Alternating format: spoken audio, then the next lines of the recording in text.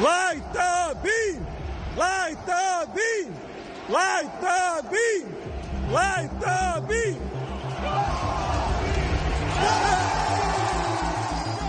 Oh, God. You got to love it when a mustache hair tickles your nose right as you're hearing that. Light the beam! There you go, curls up in Oh, there. my starts God. Like, eh. This is what happens when I take a shower. Light the beam! Welcome into a Tuesday night edition of the Sports Cave with Biggest Puma. Sound like a monthly thing for you. I am not far off, buddy. Not far off. I am your host, Sam Freeze, as always, joined by the Cap here in the room. And LG in parts unknown here on the north side of San Antonio, where, fellas, we are officially under a month away from NBA opening night. Well, from Spurs portion. Battle of the number 1, number 2 draft picks, huh? It's pretty fun. I'm actually getting a little geeked. I mean, unfortunately, we'll talk. It's the only thing you can root for right now. Yeah, everything in my sports world is crumbling. So, yes. Hey, you're not far off from me. You know, come on. I might be already looking officially 29 days ahead to Spurs opening night up in Dallas. Yeah, as you alluded to. Everything is crumbling, and we are unfortunately here to talk about it. Of course, we'll talk Cowboys and the rest of NFL Week 3 observations in the main seggy tonight. Got some weekend sports to get to as well. Got some college football to talk about there. Have some fun Mike Irvin audio and video to get to there in weekend sports. And then, as always, a little lightning round to close it out. How we doing? How we doing, fellas? It is a long weekend, man. A lot of stuff went down. That was generic. A lot of stuff. Yeah, like my big butt on the ground. Well. I think our National Day celebration can wait. I need to hear about you. Oh, man. Don't let me take away from National Day celebration. But I will say, I will never be sitting on a swivel bar stool again. Oh, Bubba, no. Yeah, dude. No. Like, you know, a man my size with my girth. Fat. LG, mother. I've Come on. fallen. Yeah. And I can't get up. Damn near, man. Damn near.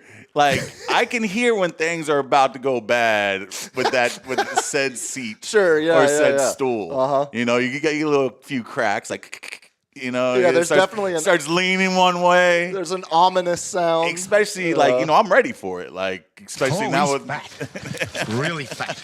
with my bad back and everything. And, like, I'm like, I never trusted these seats anyway. But then, like, I've been to this establishment. Shout out to Hush Room up in Stone Oak area, man. If you guys want to go to a nice establishment with expensive drinks and lit atmosphere. I was about to say that either sounds like a pay for club membership to get in kind of establishment. Whips and chains. Or, yeah, Hush Room. Yeah. Or it's a like Stone Oak cocktail. Yeah, a little speakeasy. speakeasy style thing. But, like, they did a real good job in there. But, like, they bought these fancy little swivel chairs, and I'm like, they still didn't put a kick bar. Like, suggest to every bar out there, if you have a bar and stools, you put a kick bar where someone can put their feet on.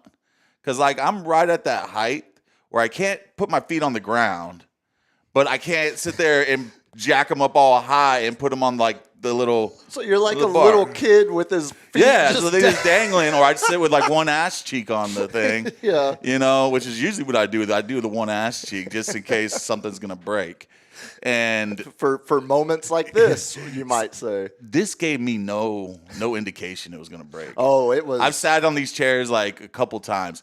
It was an instantaneous broke into about 15 different pieces, and I'm straight on my back. All within a matter of about a second Like and a a half. split second, dude, in front of my friend's family, And again, sister. this and isn't thing. a dive bar on the east side. This is the Hush Room in Stone Oak. And this thing shattered into like 15 pieces. Like I could have been stabbed. Like it ripped my underwear. Like it was like I was talking to a little lady friend of mine, and yeah, it was very embarrassing.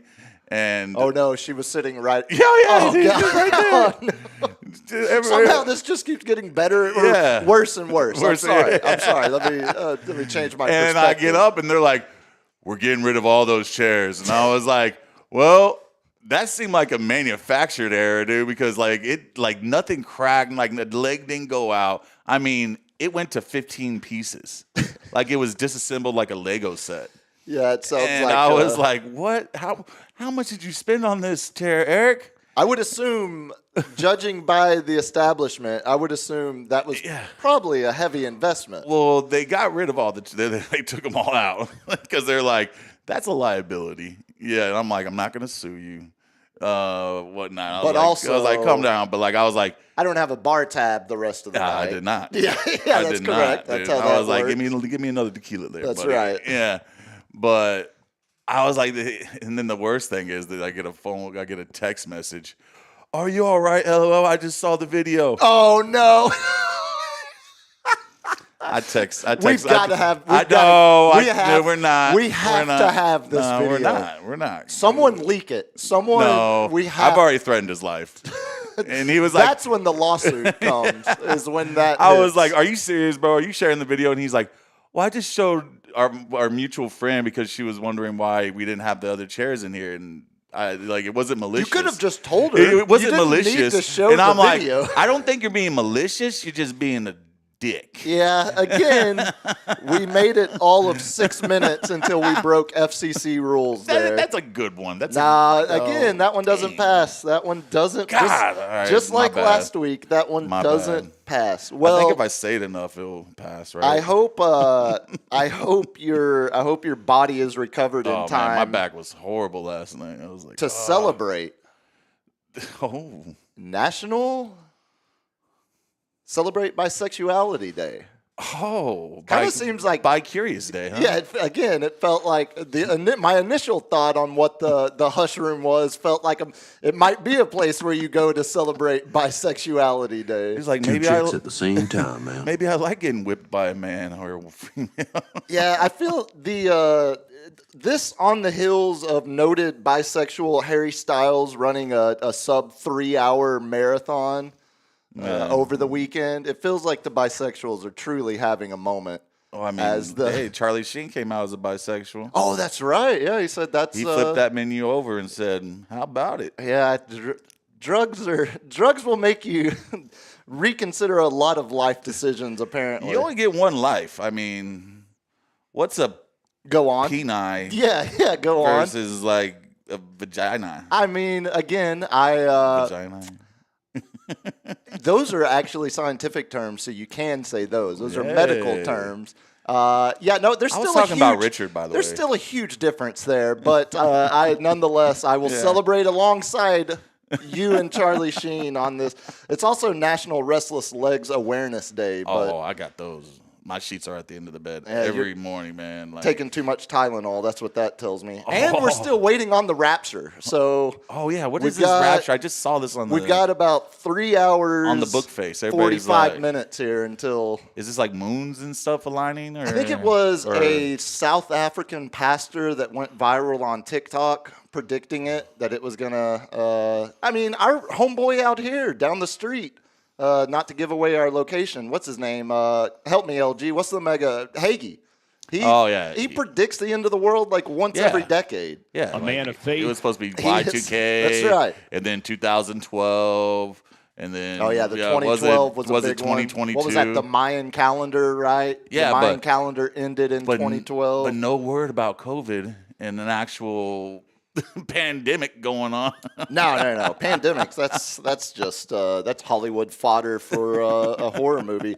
LG, since I can hear you through drops, why don't you tell the good people how they can help support the program here. Yo, hit that subscribe button. That will help support the program. Where's that pretty little face Or of you yours? can throw a Oh. super chat in there. That would be cool. Fun with framing. Yeah, we're Yes. still the march to 1,000 commences from this point forward. We're over 500 subbies now on YouTube, so the super chats are open. Again, if you do so feel inclined to throw a super chat out there, if it's on topic, we'll try to mix it in. If it's something completely random, has nothing to do with anything, we'll squeeze it in at the end of the show in the lightning round. Yep. We also have that Amazon list still up there in the description. If you're feeling generous, we need new microphones. And you want to support another billionaire in his business. I'm all for it. I've been Yeah, pretty much. considering. So I've been watching my high school's football games on YouTube because they run their own channel now. You're Al Bundy in it right So, now? a little bit. But, oh, man, look at that play. I did it real good. I mean, they're four massively- touchdowns in one game. Polk High history, dude. They're massively overrated. They're having their comeuppance this year, but everything is sponsored, and it's got me thinking.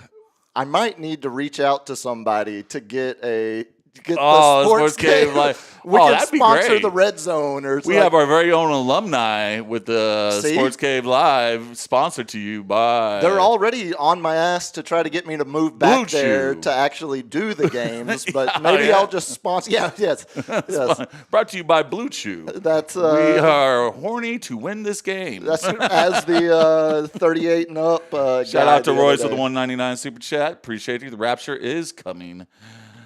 Man, I was upset. Like the Rapture was actually a big talking point in my childhood. it was like the Mayan calendar. Y2K. Ours was it was heavy religious. It was the Left Behind series and the leftovers. well, that one too. That Yeah, Leftovers, that's yeah. Left Behind was it was like James Dobson. Focus on the Family did it. I think Kirk Cameron was in the movie at one point. It's just the Rapture and Oh, is it like heavily religious? heavy. Okay, I might have missed- heavy. I might You have missed that one. I might have missed that Yeah, one. no, that's I'm a sinner. In between reading the Bible cover to cover in chronological order, we were also reading buddy. the Left Behind series. So, Yeah. shout out to all of y'all still waiting on the Rapture. Cross your fingers, don't hold your breath. We've still got 3.5 hours till midnight, so we'll see. We'll keep tabs on that. We'll see what happens there. But we have a lot to get to tonight. These Tuesday night shows, a lot of football to get to. But before we do that, let's do a quick weekend recap. I didn't end up on the ground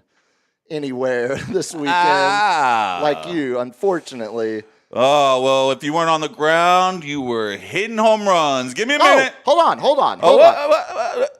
Did you just stop my Yankee minute? There's weekend recap, and Oh, then we- there's weekends. God If damn. somebody looked at the run sheet that we send out, Was that what that is? that's what that is. Look, it's very. I even gave you a space to differentiate. Now my weekend recap's quick. I stayed up all night Sunday night. I was up till 5. Do it right. I just can't get the 5:45. Do it right. Just do the show, bitch. Do the show. Come on, read the run sheet, bitch. It's very Houston. What was it? Patrick Creighton and the other dude over there. Very much. If you just read, I send you the run sheet every day. Just look at the run sheet, bitch. But anyway, no. back to you, buddy. I was up till 5-something a.m. Sunday because we did another airport drop off with the roommate. Early Monday she's not morning. here tonight. That's Yeah. I dressed myself tonight. I have a collar on. I'm and- surprised there's not a button out of sort right there. Well, I'm not gonna lie.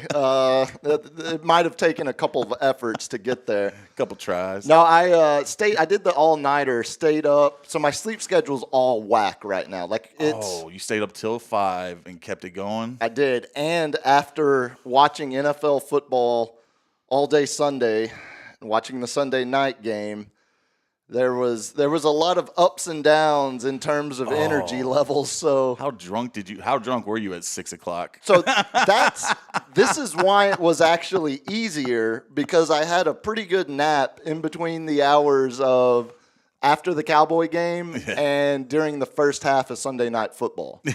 So, like, I got a little energy bump there. A little snoozer. And then locked into my Madden franchise where the Cowboys actually win games.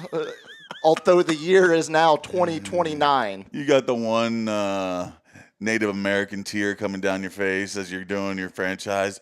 When we used to be good. You're not far off. You are not far off. Before the roommate left for Nashville, though, I got very, very rarely. This won't come as a shock to either one of y'all because you know her so well. She very rarely finds herself in the same kind of confrontations that I do. Oh, yeah. She's not honking or flipping people off on the highway. She's not getting into fights with lesbians over college softball at Torchy's. She's not, just conflict doesn't cross her path too often. Hey, sometimes people just need to be smacked, you know? Well, this weekend, the woman that needed to be smacked was a city employee working in the Almost Park library. Oh, my God, in a library? Dude, just... What are you cruising the library for? So we're proper liberals. We're heavy library users. Come on. What do you? You can find anything on the internet, man. Yeah, but reading a book, I don't know. I get We it. do a lot I of like reading, reading so the it book. actually Yeah. and she's about to start a book club, I think, actually, because she's reading like 8-9 books a week. It's ridiculous. And she reads everything, like nonfiction, fiction. all over the place. All Self-help. God, man. I said that real country. Self-help. I said that like Troy last night on the Henrietta in me came out. She's reading them self-help That books. self-help, man. She learned how to do real estate right now. No, the problem, we never have any issue. We go to the Central Library. We live downtown or live right there by the Dome, so we just pop over there. But she wanted, since it was the weekend, wanted to actually spend some time at a library. Yeah. So I told her, college football's on. Yeah. Enjoy the library. I'll be here. Let me know if you need anything.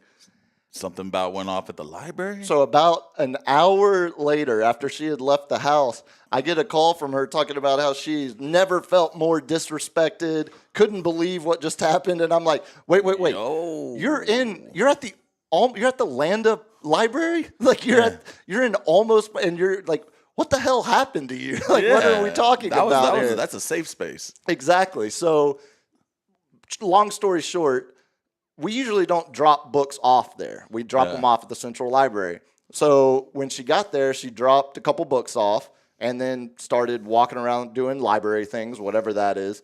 And then as she was still at the library, she gets a call, answers the call, and it's this woman that she can hear the person who's talking because it's someone in the library. So she can hear the other person talking echo. while she's like holding her phone down and like she's just trying to figure out who this is calling her. I'm surprised she could hear it because aren't you supposed to whisper in a library? Not when you're the one that runs the library. Apparently, They get to be loud? You make the rules there. Yeah. Oh, man. Power tripping. And that's exactly what it was.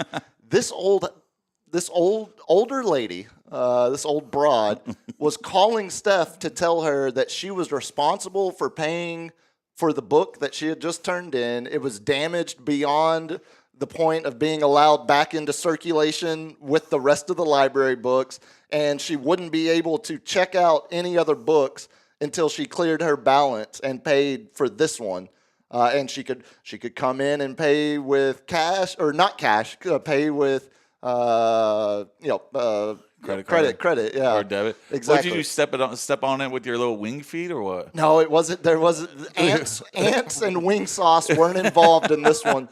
Some cheesy ranch or So something? she notices, there were like a couple of like cup rings on different pages, but it was nothing.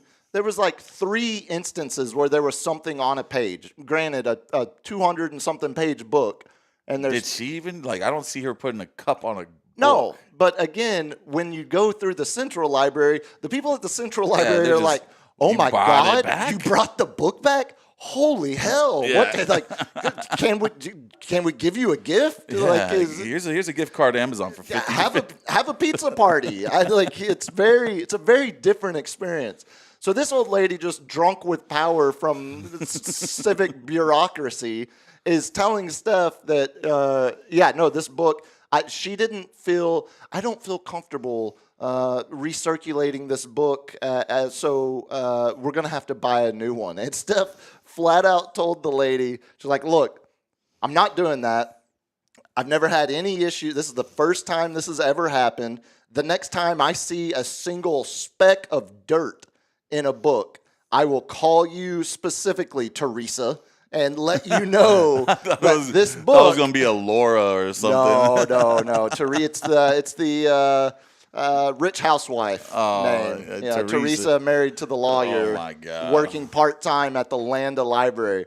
So for the first time in years, I saw Steph to the point of like actual confrontation, and it was at the goddamn library. You should have brought your popcorn up there and been like, I told her I'm like, get her, girl, get her. It was a very tough balance of showing support while also just laughing your butt off, trying not to just laugh at the absurdity of what the position that she had put herself in, or that she found herself in, I should say. But it was good to see. It was good to see that she still got that fire. I'm surprised she didn't while on the phone goes around the corner and just like stares at Teresa. So what? Be like, I will not do that. She did go a little passive aggressive at one point because she started just looking for books in the library that had any kind of smudge or any and she took 3 of them to Teresa. It was like, hey, you might want to check these out because it looks like they might need to be pulled from circulation. Where you penalize individuals by making them pay for it, and you actually deprive other individuals from getting to read the book that's still perfectly fine. It's just a different set of standards in certain parts of this city. Did she know that was her? That was the person she called? Oh, 1,000%. Because this is the thing I love about Steph. She is a proper West Texan. And she asked for her by name so she could deliver this message face to face, because you have managed to piss her off, which is incredibly difficult most of the time. That no. Now there will be. Oh, I always get the name, and like, what was it? The missus always was like, you're going to go talk to that person, and you're getting his name because you want to talk to him in person. I'm like, oh, yeah. 1,000%. And I'm going to talk to him real close. I'm going to stand above him because I guarantee you he's short. Half the time these people, the guys are short who get all like phone tough and text message tough. Oh, yeah. And I'm just like, distance tough. Hey, buddy. What was that problem here again? What was that? Yeah, what was that? Here, let me read that exact text where you said, why don't you come down here and have this conversation in person? Okay. Yeah. I'm here. Let the conversation commence. Oh, I got voted on my, speaking of HOAs that you don't have, but I do. I'm a person of influence in my HOA, only because I've like shouted out the ladies who wanted to like put up pictures of kids who didn't pick up dog poop. That was my kid one time. I dealt with them properly. Yeah, that's ridiculous. I made them pick up all the trash in our entryway for 2 days over the weekend with the orange vest. So that at least they saw So I was like, I will take care of this. Yeah, this is. But they wanted to post the picture everywhere, and then we need to go to that person's house all together. And I'm like, what is this? A trash Is this like a tar and feathering and stuff? And I'd be on there. I'm like, y'all need to settle down, man. And these kids at the pool, and I'm like, tell them to shut up. They're kids. I was like, they're kids. I doubt they're going to yell at you. And if they do, shut that handle it as down. You know what I'm saying? Yeah. Come on, man. Open y'all's mouths. Don't just open your phone. Open your mouth. No. The phone is just way easier. Yeah. So. But yeah, no. I've been officially. My whole day is flipped upside down since I had stayed up Sunday night. But hopefully, it's so dark. You're supposed to be light right now. So it's 8:30. Yeah. It feels like it's about 2 in the afternoon for me right now. Oh, buddy. You slept till about 6 or what? I did, yeah. Oh, man. I did. Not too far off. But yeah, besides that little bit of housekeeping news as well, I got nailed down over the weekend. I will be Filling in for Uncle Andy on Ticket 760 Friday afternoon. His normal show, 4 to 7 over there. I feel bad. It's Ryder Cup Friday, and Uncle Andy's off because UTSA travels. So. Oh, man, that's usually his bag right there. It might work out better in his favor, though, because it means now he doesn't have to do a radio show, and he's probably going to be locked in locked in to on the Ryder Cup all day. So he was going to have his phone on with the match on. and you can see that is officially the last thing I had for weekend. Okay, you want to drill it in some more, buddy? No, I just You want to drill it in some more? I just want to make sure. You know I don't read those. I know. That's my whole point. Just read the run sheet. No. So please. Oh, on this 1 weekend recap, and no, I do not get docked 30 seconds, James. Oh, I like that idea. No. Yeah, LG, take 10 seconds off. You will put a minute on the clock. We have our first Yankee 30-30, 30 home runs and 30 steals. One Jazz Chisholm got his home run over the weekend, joins the 30-30 club, first Yankee to ever do it. No. Yeah, 30-30, man. Mickey was close a couple times. Soriano never. I'm sorry, I'm interrupting. Yeah, you are interrupting. Sir. Add the 30 seconds That was a test. back. That was a test. This is you like- can shut up. All right. Judge hits his 49th home run. We go up and take 3 out of 4 from the Orioles. We're only 2 back from Toronto. Now we just got to score a couple of runs against one of the worst teams in the league, the White Sox, and the Orioles again, and we could steal this division back, properly owned by the Yankees, where we've only played, get this stat, 28 games in our history over 100 years that didn't mean playoff implications. Think about that. It was a hell of a dismount there. Think about that. I'm too busy thinking about the fact that Alfonso Soriano didn't have one 30-30 season. Hold on. He He didn't have one 30-30 season. What? Alfonso Soriano had two 30-30 seasons. Get out of here. With the Yankees, 02 and 03. To what? He Man, almost that announcer in needs to get it. 2002. He was one home run short of a 40-40 season. He had 39 homers, 41 We were never a stolen running base. team, but he was a runner. He was also the prize. I remember we gave him up and got Cano. It was like He was the prize return for A-Rod. That was Yeah. the Rangers initially had the Manny Rodriguez for A-Rod trade, and then it got voided. And then the next day, A-Rod to the Yankees for Soriano instead. Man, why would that announcer? Maybe he I said, think it was like over like the last 20 years or something like that. that's what it was. So Okay. Soriano in 03 was your last Because one. I thought I It's heard been that and I 20 was like, man, none of these guys got 30 for 30 Randomly? I was like, I know we never were running like. I don't think you'll ever guess there's one other Yankee that's had a 30-30 season. It was 1975. 75. Pretty random. And if you had given me 10 guesses, I don't think he's a name I would have. Yeah, it's not Reggie because that would be too easy. Not Yogi. That was past Yogi. I'm trying to think of 30 home run I don't hitters. think Yogi's moving like that. It was Yeah. a year in which the Yankees were barely over 500. They were 83 and 77. Oh, so we were just running just because. It was a bad Yankees team. It was All right, hit me. Bobby Bonds. Bobby Bonds. Mm-hmm. Wow. What is that? Barry's older brother or something? I believe that would be Barry's dad. That was. Oh, is that his name? Yeah, Oh, yeah. That's he played for the Yankees. along with a entire at one point he played for the Rangers. He was Journeyman. very much so. Yeah, all over. Giants, Yankees, Angels, White Sox, Rangers, Indians, Cards, and Cubs. I'm gonna have to start checking your your Yankee I minute. tell you, dude. I'm the one who doesn't get the stats right. Remember that. Well, I just had to assume. I mean, that was Alfonso Soriano was the first name that came to mind when you said that. So like when you said Alfonso, I was like, yeah, he was a power hitter and a runner. But like during all of like Torrey and who's the one right before us, Aaron Boone, Girardi. Girardi, there you go. I was like, it's another Italian. I was like, we never ran. Like, we barely have anybody over 20 steals, you know? So it was always the Bronx Bombers. Yeah.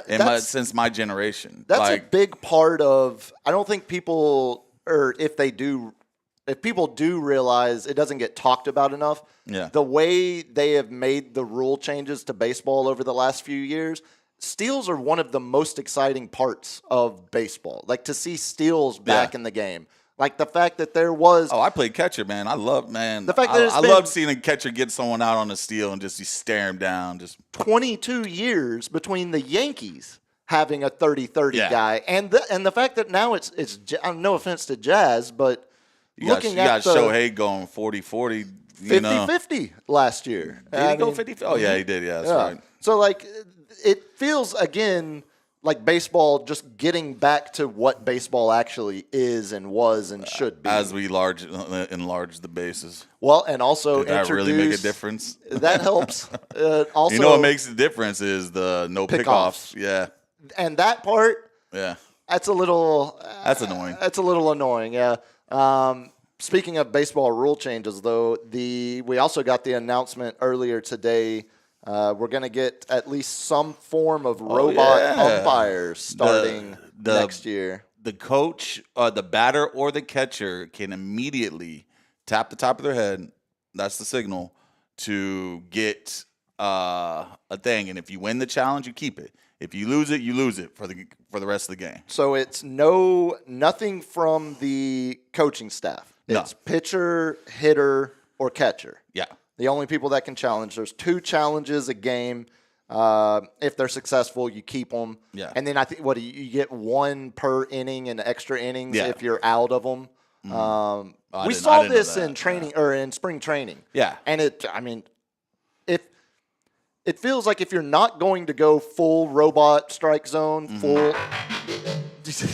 How the hell do we have that? One, LG. If we're not going to go full robot strike zone, this at least kind of introduces some balance of like if you know a guy is just missing, he's not calling the game correctly all night. Well, here's your chance to, because in turn maybe it makes the umpires better. Bring back Angel Hernandez, dude.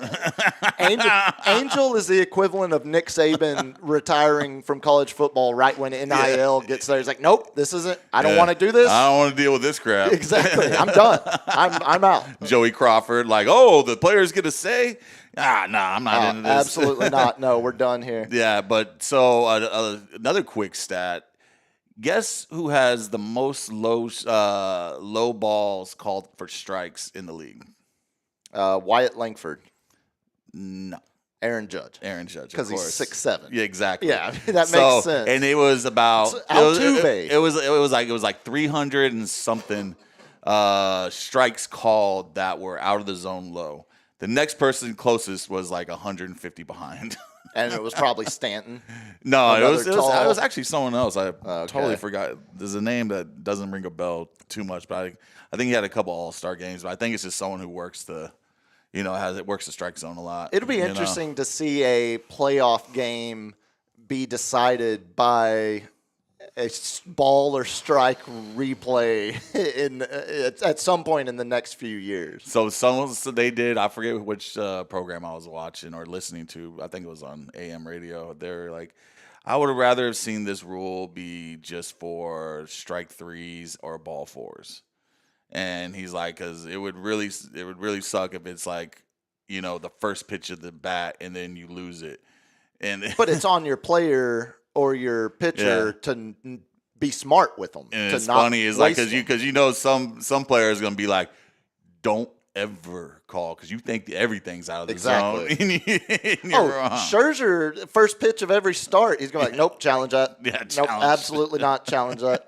I do like the fact that it's not coming from the dugouts. So hopefully that means it'll be a quick. Yeah, you've got to call it. Why can't it be as fast as tennis? Or even so faster. That's what it's going to be, basically. It's the Hawkeye technology, same kind of deal. Because, again, when we saw it in spring training, it didn't slow the game down a whole lot. And like most things, theoretically, the market will handle itself in a sense where if your pitcher is wasting your challenges, dude, that's on him. Like, you save him for strike 3 calls or ball 4 calls. For a batter at the plate or a pitcher going on like a long inning, it will kill your momentum. A lot of momentum talk this weekend. There were. How did that momentum work for Nebraska after they caught that Hail Mary at the end of the first half? I'm sure it carried them to I don't think it's a massive victory. It's not a Hail Mary unless it's at the end of a game. It's just a throw up. Momentum gained from scoring right before the half, and then they came out and dominated the second half, right? Well, you pissed off the other team, and it gave them the momentum. So it's like momentum is just You're going to chunk up a Hail Mary right before halftime, really? It's like it's just a narrative device to fit whatever you want it to be, and it might not actually have a whole lot of... Let's talk some college football Mr. here. Quad box. Because we do... did watch... It was an interesting week of college football. I mean, not... outside of that embarrassing, dude, how about Indiana? Dude, I didn't see that coming, dude. Like, I literally turned it on in the second quarter, and they were already up by like 30 to like 7 or something like that. Yeah, no, the score at half was 35-7, 35-10. Yeah, something ridiculous. And I think it was like 4 minutes left or something. I'm like, I thought this was supposed to be a good game. You know? It was the only game featuring a top 10 team playing another ranked team, because the other ranked matchups we had were Auburn and OU, and then that Tech Utah game that was a 10 a.m. local kickoff time in Utah because of TV obligations. But Indiana team, it's surprising to me that after what they did last year, going undefeated until the last game of the season, and in making the college football playoff, for them to be the 19th ranked team and Illinois the number 9 team. Clearly, Curt Cignetti and the Hoosiers that was a lot of bulletin board material, because they did not slow down. Like, what did Illinois do so great? Like, what did they do? Right. How is Illinois a top 10 team? Did they get like 3 5-star recruits or something? Like, even then, at that point, I don't. These AP rankings have been a little wonky to begin with. As we see that so far, bunch of stuff, Notre Dame down, Clemson down. You gotta love being Notre Dame, where you can be 0-2 and still ranked. Now, granted, in the top 20. I would never attempt to defend Notre Dame whatsoever, but the 2 teams they lost to might end up being playoff teams themselves. Yeah. And if you're Notre Dame, you win. That's what happens when you're not conferenced. Exactly. And when you choose not to be conferenced. Yeah, you want these big games, you might go 0-2. Yeah. Texas, finally showed few signs of life. Oh, Arch Manning getting all dog on the end zone. Yeah, I was going to ask you about that. Oh, man, dude. Keep it in your pants, buddy. Like, you got booed at your house last time.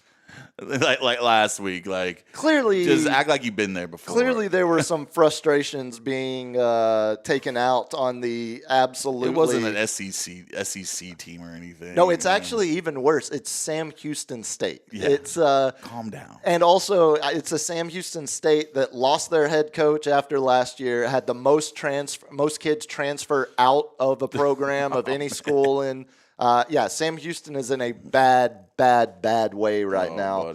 After showing some signs of life last year, they're nowhere near that same. Yeah, I kind of agree with you. I think there's a line of thinking where you treat every opponent the same. So if you would have done that against Georgia, do it against Sam Houston State, do it against the Aggies, do it against OU. Yeah. Just do it all. And if you want to be Baker Mayfield, basically, exactly, you better do it every game. Exactly. So I did. You better show up every game. That's the other part. So as a UT fan, I was more excited about the fact that he had what, 5 total touchdowns? But what did they start doing? 300 passing yards. What I'd start saying, they'd start letting him run the ball. Like, I guarantee the coaching staff's like, run the ball, man. You don't see that first or second. If you have a hole or you feel the pocket collapsing and you see somewhere where you can get out, just run it. You know what I'm saying? Get some yards, get some positive yards, so we're not 3rd and long all the time. Yeah, again, I would highly suggest the fact that that Sam Houston State was the defense. That probably helped to get some of that swagger back. They needed to play them at the beginning of the year. Well, see, that's Georgia. It's not like they had been playing, outside of the Ohio State game. Yeah. It was UTEP and Sam Houston State. Now, I mean it. There's a third game in there I'm missing too, but it's not like they had been playing a tough schedule. No. Where Arch was struggling. It was the powerhouse West Coast team, Sam Houston State. Yeah. Or I mean San Jose State. San Jose State. So between what was that Kawhi Leonard zone? That's San Diego State. San Diego, Good God, Speaking of them, did you see what they did to Cal? Oh, they dog walked him. Shut him out. Oh, After man. Cal, Cal. What's up with Cal, man? It's Cal. It's like Cal. They're the smart kids. Half the offensive line was at a protest over Jimmy Kimmel or whatever we're fighting about this week.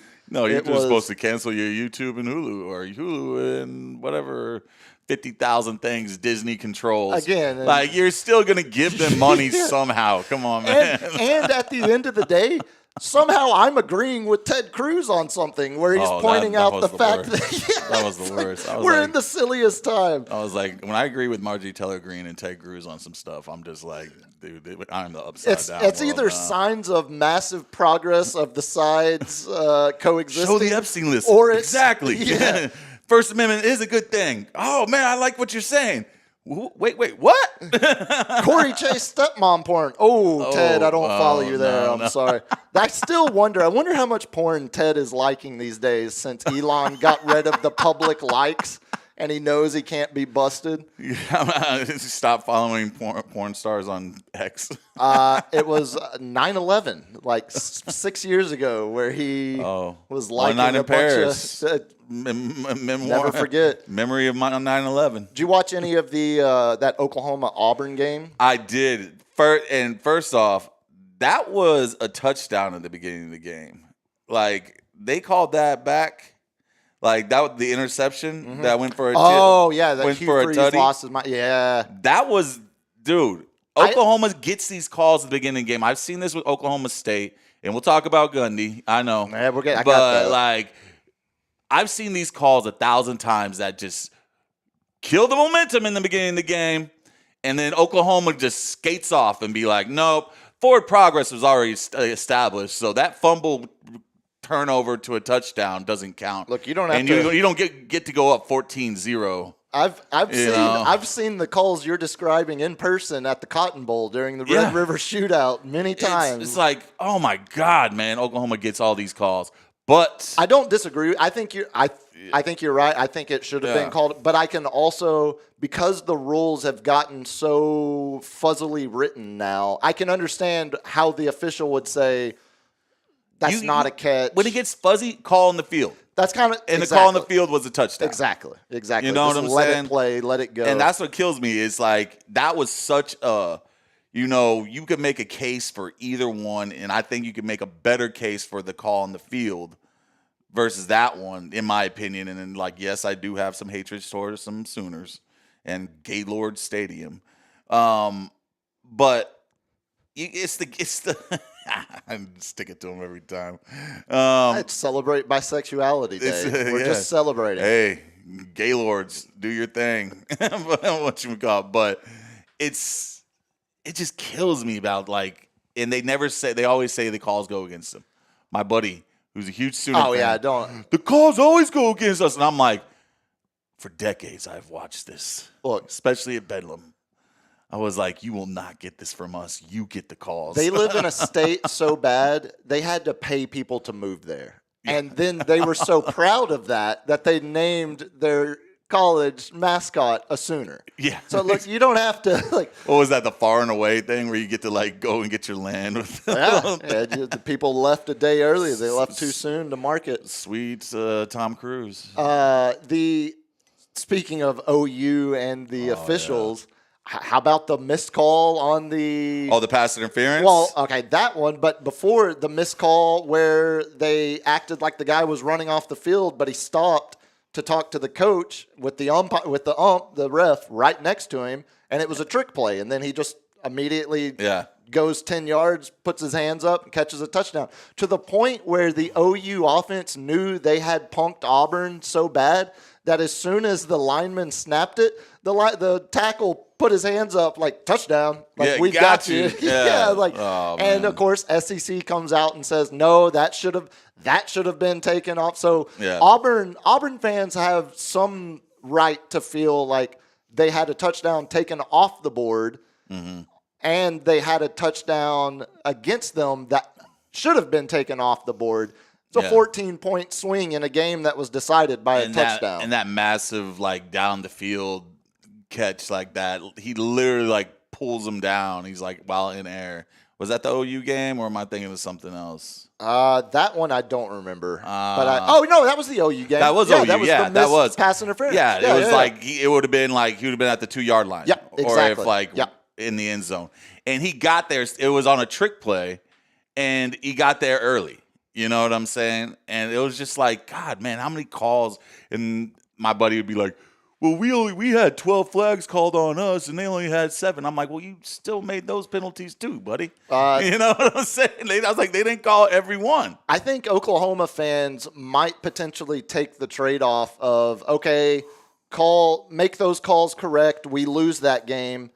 If it meant their star quarterback, the Washington State transfer, wasn't going to have surgery like he did earlier today. A mofo. Yeah, John Mateer, if you missed it, in that game against Auburn, hits his thumb on the helmet in the first quarter of a game. So he's playing the rest of the game with a broken thumb in his throwing hand. That makes that kind of makes it, almost heroic. But almost. But you got bailed out by calls. Okay, this is where, as a UT T-shirt fan, since we are looking at, Texas on a bye this week, and then they play Florida, and then the next game is Red River. Yeah. Do I like the fact that Texas now has a better chance of winning that game because they might have the better quarterback now playing in that game? But it was shaking up. I gotta see Texas play Florida. Like, that's gonna at least. Let's see if Arch still has that. See if Arch still has that dog of Fort Sam into him. Florida is rolling over and playing dead on Billy Napier right now. They hung with Miami, but ended up. I love how Michael Irvin's like they're like Matthew McConaughey on the sideline. You want to talk about Mike Irvin? Yeah. Okay, I've got LG. Cue up that Mike Irvin. So. Michael Irvin started a YouTube channel, which apparently is very popular these days. What happens when you get canceled? That's right. I forgot the NFL Network. And then it turned out it was nothing. It was nothing, and the hotel retracted. Okay. So Mike Irvin, if you remember back during the day before Jerry traded Micah, he was on Michael Irvin's podcast. He's never going to go anywhere. Right. Yeah. So Michael Irvin, if you're not paying attention to it, I would just suggest, if you're a Cowboy fan, it might be worth spending some of your time to get the full Playmaker podcast experience, because no man... Woo! Tied the game. Anyway, sorry, Yankees. Oh, my God. It's 2 outs with the bases low. Oh, you want the scenario? 2 outs. No, I don't. Down by 1. Bottom of the ninth. Mike Irvin is... Bottom of the ninth. No man has been able to accelerate and decelerate vocally like Michael Irvin does. He gets real worked up, real hype, then he'll slow it down. Oh, yeah, that's the preacher in him. 1,000% that Southern Baptist. So he's like, let me get you all of that. Boy, I'm gonna bring you right exactly. back down. I'm gonna get you real So we good. had one of those moments on his podcast. This first clip is from the Wednesday episode that he put out, where at this point he knew. You remember Miami's first game of the season? It was Johnson ringing the hurricane siren. Yeah. Well, Mike Irvin got to do it this past weekend, and he talked about it on his podcast. Oh, buddy. But tomorrow, I head to Miami for that game. The U in Florida are great, and I was not there last week, so I'm about to break that motherfucker. I'm gonna break that siren when I crank it Saturday for that Miami and Sorry for Florida that poor game. girl that he's thinking I'm of telling right there. you, watch. I'm putting everything I got. I'm gonna crank that thing up. just be ready. I'm cranking it up, locker room. I'll tell y'all about it. But tomorrow, So He's such a he was character. letting us He's know. such a He's like, character. dude, He's such a good one guy. of my favorite things about watching that stupid Jerry Jones documentary Was Michael Irvin. was just so many people younger than me that didn't get the like watching Michael Irvin play football Yeah. was unlike anything I've experienced as a football fan. Like He made you watch the post game. he was literally the playmaker. Like it was Yeah. all over the top, all energy, And everybody that played against him when he made that big play, they're just like, oh, only if it wasn't anybody but Michael Irvin, because they're going to have to hear about it. 1,000%. You know what I'm like, saying? the joy that Mike Irvin gave young me watching football was unmatched. National Bisexual Day. Well, there you go. Hey, look, if Mike Irvin wants to reach out, I'll take the call. There's so many things. So Or if he wants to reach around. he was prepared.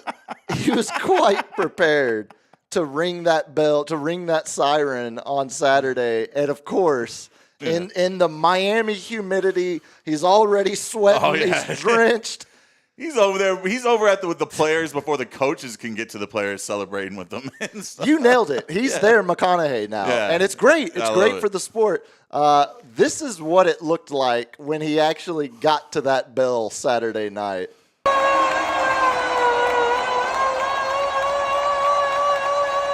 Oh, he's shaking the crap out of that thing. Dude, he's just,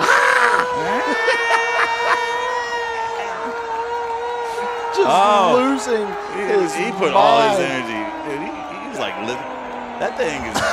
It needed to be weighted down a lot more for Mike. Yeah, you can watch it. It's just shaking. The whole thing is Yeah. just rattling back and forth as he is absolutely. I was really surprised he didn't end up with just the handle in his Yeah, I hand. think he wanted to break it to off. raise it up like Yeah. a gladiator, just raising the head of an opponent in the Coliseum. Yeah, Mike Irvin is an gem. absolute treasure, absolute gem. gem. Elsewhere across college football, I mentioned Miami Yeah. went on to win that game over Florida. Oregon State is now an absolute afterthought with all of the conference realignments and Yeah. everything. But we did have Oregon smashed Oregon State. Another rivalry game up in DFW. It was D versus FW, SMU versus TCU, the battle for the Iron Skillet. FW. Unfortunately, that looks like that rivalry will be going away for the foreseeable future. TCU wins the last one up there.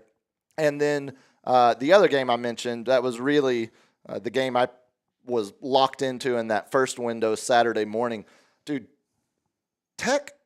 Tech's good. Tech is good. They got Like, money. They've got They got they're- that oil money, man. and they're spending it wisely. It's Yeah. And- Bailey on the edge is a potential quarterback wearing day number one 15. pick. Yeah, Will Hammond ends Right. up coming in for Baron Morton, Eastland's own. Yeah. He takes a pop, has to come out of the game. Hammond comes in. Look, most of the Tech fans that I have in my life, they weren't too upset about that. I think there's a potentially more faith in They Will got- Hammond's They got a good ceiling. defense for once. That's the thing. It's early. They're Yeah. 4-0, and they had knocked the crap out of Arkansas, Pine Bluff, and Kent State until Saturday when they actually played ranked Utah in Utah, which again Utah was is a one of the conference favorites. game Yeah, that now. was one of the favorites. to win Utah it. was kind of like Clemson, was a lot of people's kind of dark horse deep playoff run Yeah, team. Big 12 winners. Like I think they were favored. You nailed it, though. This is seemingly this appears to be the most complete Tech team of my lifetime. It's Yeah. always, It's the always year. air raid offense, but you're giving up 40 points too, so you guys score 48. Exactly. You know? And even, between, the Crabtree catch and the top 5 ranking then, that was still, they needed that Crabtree catch because they couldn't stop Texas's offense. Oh, yeah. Like they've got a defense now That was like the Sean Elliott keeping your feet out from out of bounds. very much type so thing. to stay in. Yeah, that whole moment. I was lucky enough to be in the stadium, but Oh, you went to that game? I was, as Steph and I had buddies Oh, that were, buddy. was as we were getting to know each other in college back Yeah. then. I had buddies that were paying tuition in Lubbock, and actually how I ended up meeting her. But yeah, no, this Tech team feels very, very different. What's their schedule coming up looking like? So it's all, Big 12. Colorado. Arizona State being probably the next- biggest challenge remaining. Houston's seemingly decent under Yeah, Willie Houston- Fritz yeah. now. Houston's looking good. They're With 3-0, right? Connor Wigman, former A&M quarterback. Yeah, they're undefeated. That game is a night game at Houston coming up. Tech's on a bye week this week. Walk off. Oh, nice. Walk off. Um, I kept it real calm. yeah, that was way more. Go Yankees! Good Lord, LG.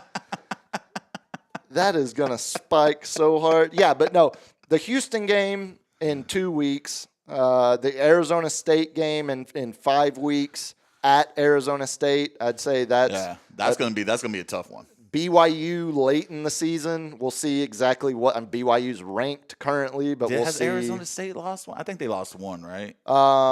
They ended up coming. They played Baylor this past week. Arizona State has one loss. It's that fluke loss to Mississippi State, where they let the Mississippi State receiver get over the top at the end of the game and won that one late. But yeah, it's with the way. These are Big 12 games now on Tech's schedule. Houston, Arizona State, BYU, UCF. Granted, West Virginia's been there for a minute now, Yeah. but still, it's a completely different conference. it's so unstable. But it also leaves a hell of a power vacuum Yeah. that is left. Last year we saw Arizona State win the conference and then almost beat Texas in the playoffs. Yeah.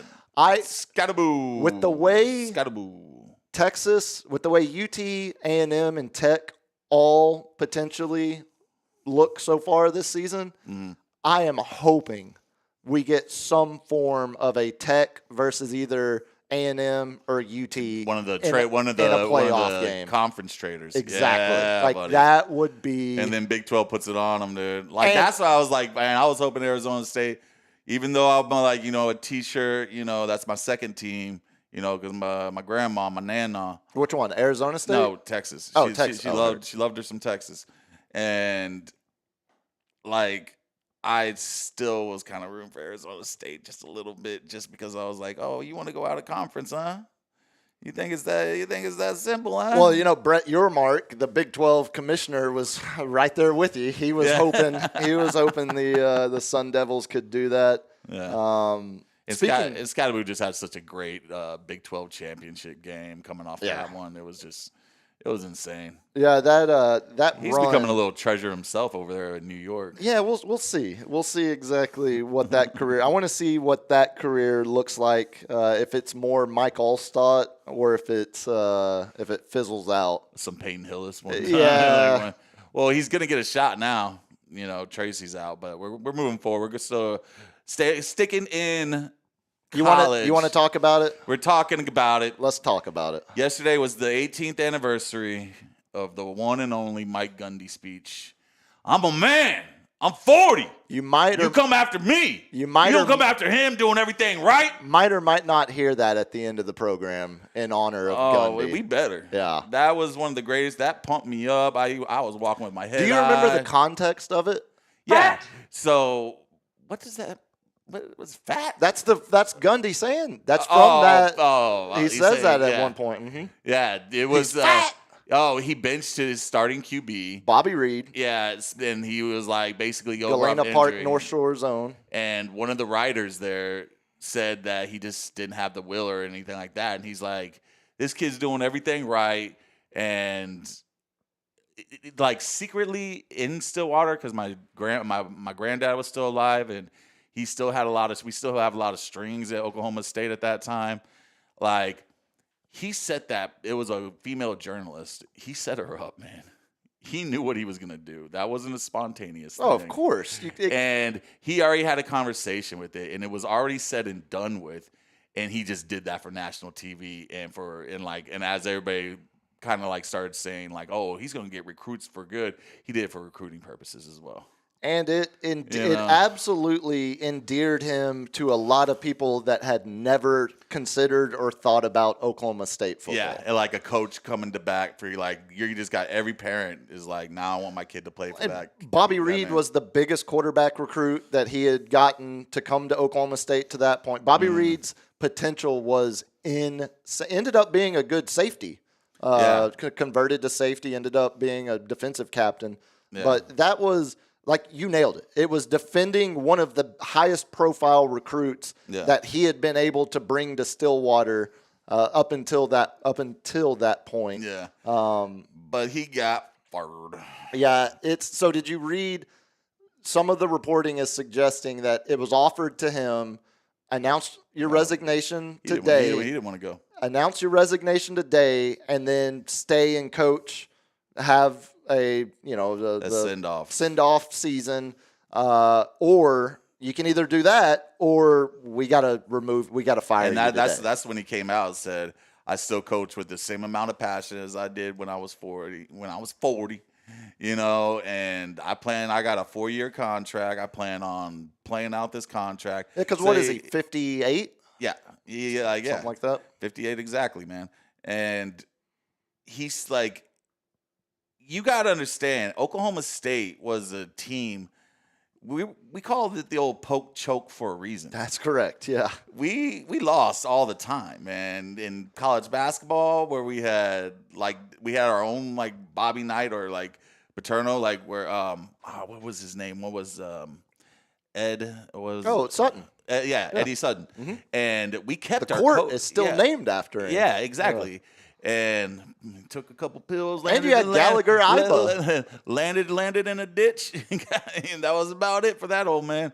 But, so we kept our coaches. But in the football universe, we were a stepping stone. Jimmy Johnson, Oklahoma State, Miami. Les Miles. Did he go to LSU after us? I believe that's exactly where he went. He went right to after. Oklahoma State, then went to, LSU. We were always the stepping stone. And then Gundy comes in, a 4-year starter at quarterback. I think he was like, if there was a ring of honor, it's he's in that for Oklahoma State. And he actually wanted to be there because he could have gone to any of the Power 5 conference, any of the Power 5 schools. He was getting recruited by Ohio State back in the day. He turned down a lot of jobs. He turned down, I think, Alabama before Nick Saban was getting run around. His name was getting thrown around as well because of his recruiting style. Because of that, I'm 40. They're like... And because of the fact that, like you were saying, Oklahoma State football, the 16 years before Gundy was head coach, had 4 winning seasons. Yeah. Mike Gundy, in his time there, had 2 losing seasons. Yeah. It was his first one and his last year. one. And he went 18 straight winning seasons. And we were always the thorn in the side of OU and Texas. And we usually beat one of them. Texas had some bad games in Stillwater. The one time that we had the shot to go to the Natty was Hold on. Iowa State beat y'all, right? Iowa State. I remember and what happened? The plane crash. Oh, that's right. Our women's basketball team. That's plane right. crash. Gundy didn't want to play. The players didn't want to play. Iowa State said we don't need to play, but it was the game at night. It was a nighttime game. I remember. And they forced them to play. And it became a shootout. And guess who was on that team? Was that Whedon? Yeah, Whedon and Blackman, and those two combinations was like up in Oklahoma State lore, and we end up playing Andrew Luck in the like the runner-up game, and we beat Andrew Luck. And that was the year that Alabama and LSU played for the second time, and it was a 13-3 game. What an ugly one. It was the Oklahoma State. It was supposed to be Oklahoma State high-powered offense against Alabama or LSU, or it was Alabama shut-down defense. That was the matchup. But because of this Iowa State game, after a tragic loss, that nobody wanted to play, if that happened today in social media and all the keyboard warriors out there, that game would have never been played. So on Wikipedia, on Oklahoma State football page, they have a claimed national title. That's 1945. And then they have an unclaimed national title, and that's 2011, the year you're 2011. describing. So we should have went to that game, and we would have ran Alabama. I guarantee you we would have ran Alabama. Whedon was 28 years old. Yeah, that helped. That was a grown-ass man playing. You know what I'm saying? Certainly helped. And Blackman at the time was like, man, he was a monster among children at that.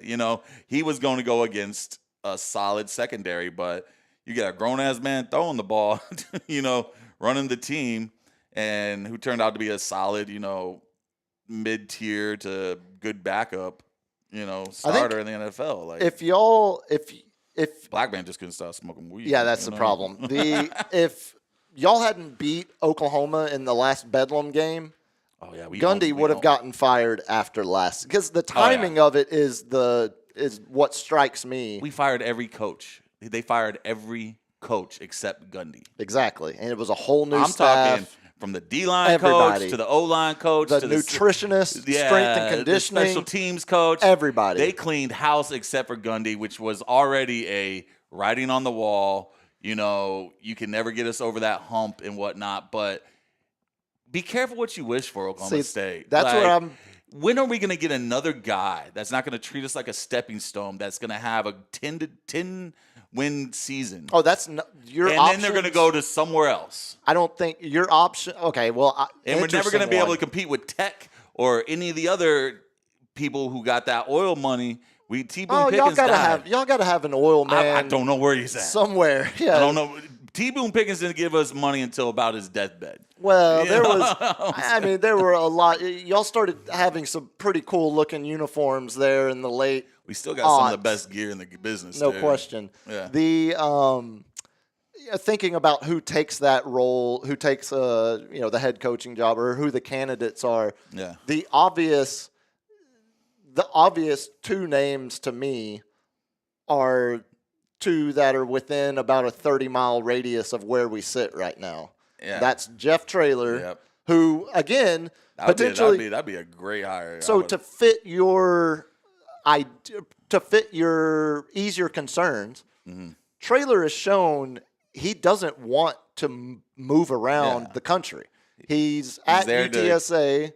Build a program to something. Stillwater's not that far from the East Texas hotbed that he coached in at Gilmer. All of the bulk of. He's still going to have all his recruits and it all would that. make a lot of sense. And it also, I don't think Oklahoma State wouldn't be a building block to a next step for him. Nah. That would be that'd be the home for a only decade one or so. would be something like if y'all something crazy like Texas or A&M. Yeah, but he wouldn't be at that point.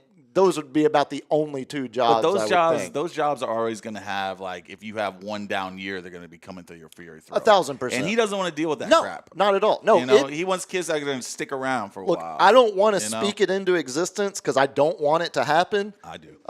There's after the way that UTSA game went Saturday up in Fort Collins against Colorado State. Did you see how that ended? Yeah, didn't we do something stupid? Colorado State took points off the board. They made the extra point, but UTSA was offsides. So they took the extra point off the board to go for two to win it with like 20 seconds left. Oh, God. And UTSA got the stop. But Isn't that the second game we just made a blunder at the end? well, this this you could argue the blunder is actually what gave them the win. But the trailer being floated as a top candidate makes a whole lot of sense to me for all of those reasons. The more exciting one, also don't want to speak this one into existence because I did pay tuition in San Marcos. GJ Kinney. Oh, okay. Any Kenny Saturday. Like it's Any Kenny Saturday. I saw some Oklahoma State fan trying to push that already. He has Oklahoma ties. Yeah. Randomly, the game that got Gundy fired was the loss to Tulsa. Yeah. The first time Tulsa has beaten Oklahoma State since 1951. So why don't you go get the Tulsa record-setting quarterback? As OU is Oklahoma State's big brother, we were always Tulsa's big brother. Right, You exactly. know what I'm saying? So, yeah, that one, I felt it coming, but, like, after the conference, I saw him where he's like, I'm still thinking. I'm like, okay, they might give him this year. I was pretty shocked. I was like, I think they're going to give him this year out of respect. And I think if anybody has the ability to turn it around, it would have been him. You know what I'm saying? Like, because only because I've seen it for 18, 19 years. You know what I'm saying? He is proven to win and beat teams that he's not supposed to beat all the time. How about 2 years ago when they played in the Big 12 championship game?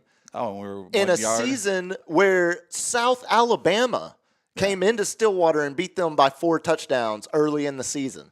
Yeah. And they're ended, like you're saying, we ran the table. We go to the Big 12, and we play the Big 12 championship without our star running back, which is who? Chuba Hubbard. So we didn't even have Chuba Hubbard, who's actually doing very well for the Carolina Panthers.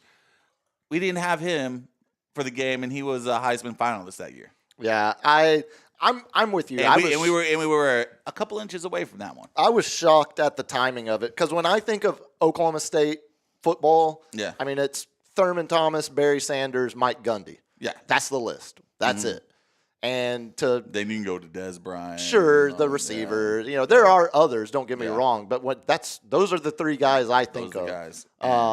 And you mentioned at the beginning of this, the careful what you wish for, the grass isn't always greener. Look at Virginia Tech after they ran Frank Beamer out of there. Mm-hmm. But Virginia Tech is not a good job. No offense to Oklahoma State, but they're similar on that scale. Like you said, they always were stepping stones until someone like Mike Gundy or Frank Beamer said, no. This is all I want, and the only I want to build this. Only national attention they got was when they got Vic's, the Vic brothers, Michael and Marcus, And I look at what Virginia Tech has looked like. They're about to go through their 3rd coach since Beamer. Yeah. If you don't get this one right, and I think Traylor, man, he's got to do it. It's the one that makes the most sense. Yeah. He does have, I think it's like North Texas. He's got the Panhandle. It's like a $5 or $6 million buyout. So his buyout is significantly more than GJ Kinney. Another name, Eric Morris, North Texas head coach. Yeah. He's got North Texas undefeated. He just wants some. They want someone probably from North Texas. See, the Kinney or Eric Morris. If I was an Oklahoma State fan, I would fear those guys are taking the job as a stepping stone. Yeah, oh for sure. The Traylor one, because he's older. They seem like they have way more ambition to go to an SEC school. Again, not to speak it into existence, but if I was the Oklahoma State AD, that there's one man I would have already had multiple phone and Zoom. Let's get Traylor on here. Let me try to convince him. Yeah, no, I don't think he doesn't want any part of any of that. He's like, I'm coaching right now. Don't talk to me about this crap. Yeah, and also, come the end of the American Conference season, Traylor still might have a better conference record than Eric Morris and UNT. We'll see, how the rest of those years play out. Let's do some NFL talk because buddy. We got to talk. We got to talk it. Unfortunately, You want to go? You want to start it off with this? We'll go Cal notes first, as we do. Cowboys bruised and beaten, literally. Who called it? In a 31-14 loss in Chicago. This guy. Yeah, I love it when y'all get your hopes up. it's a very typical Cowboys Diggs is score line. I mean, Diggs was garbage. so yeah, well, I'll get to winners and lose. And Trust me, what was my over under on the trick plays? Yeah, that went over. yeah, that was over.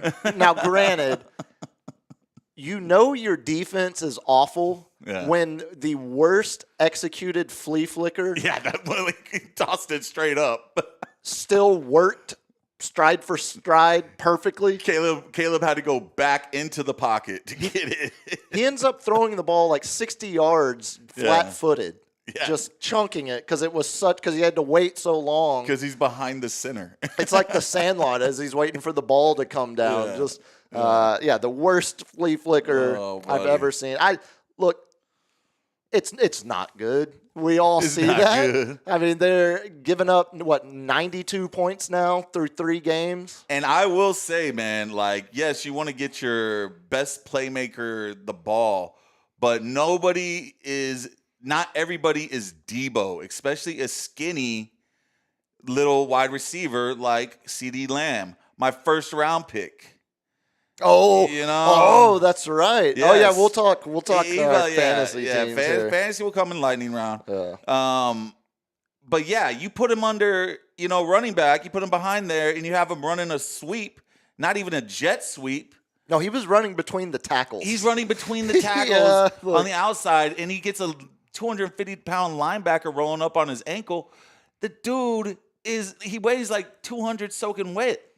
He does amazing stuff catching the ball and with the ball on open field against safeties and cornerbacks, but don't have linebackers tackling his ass.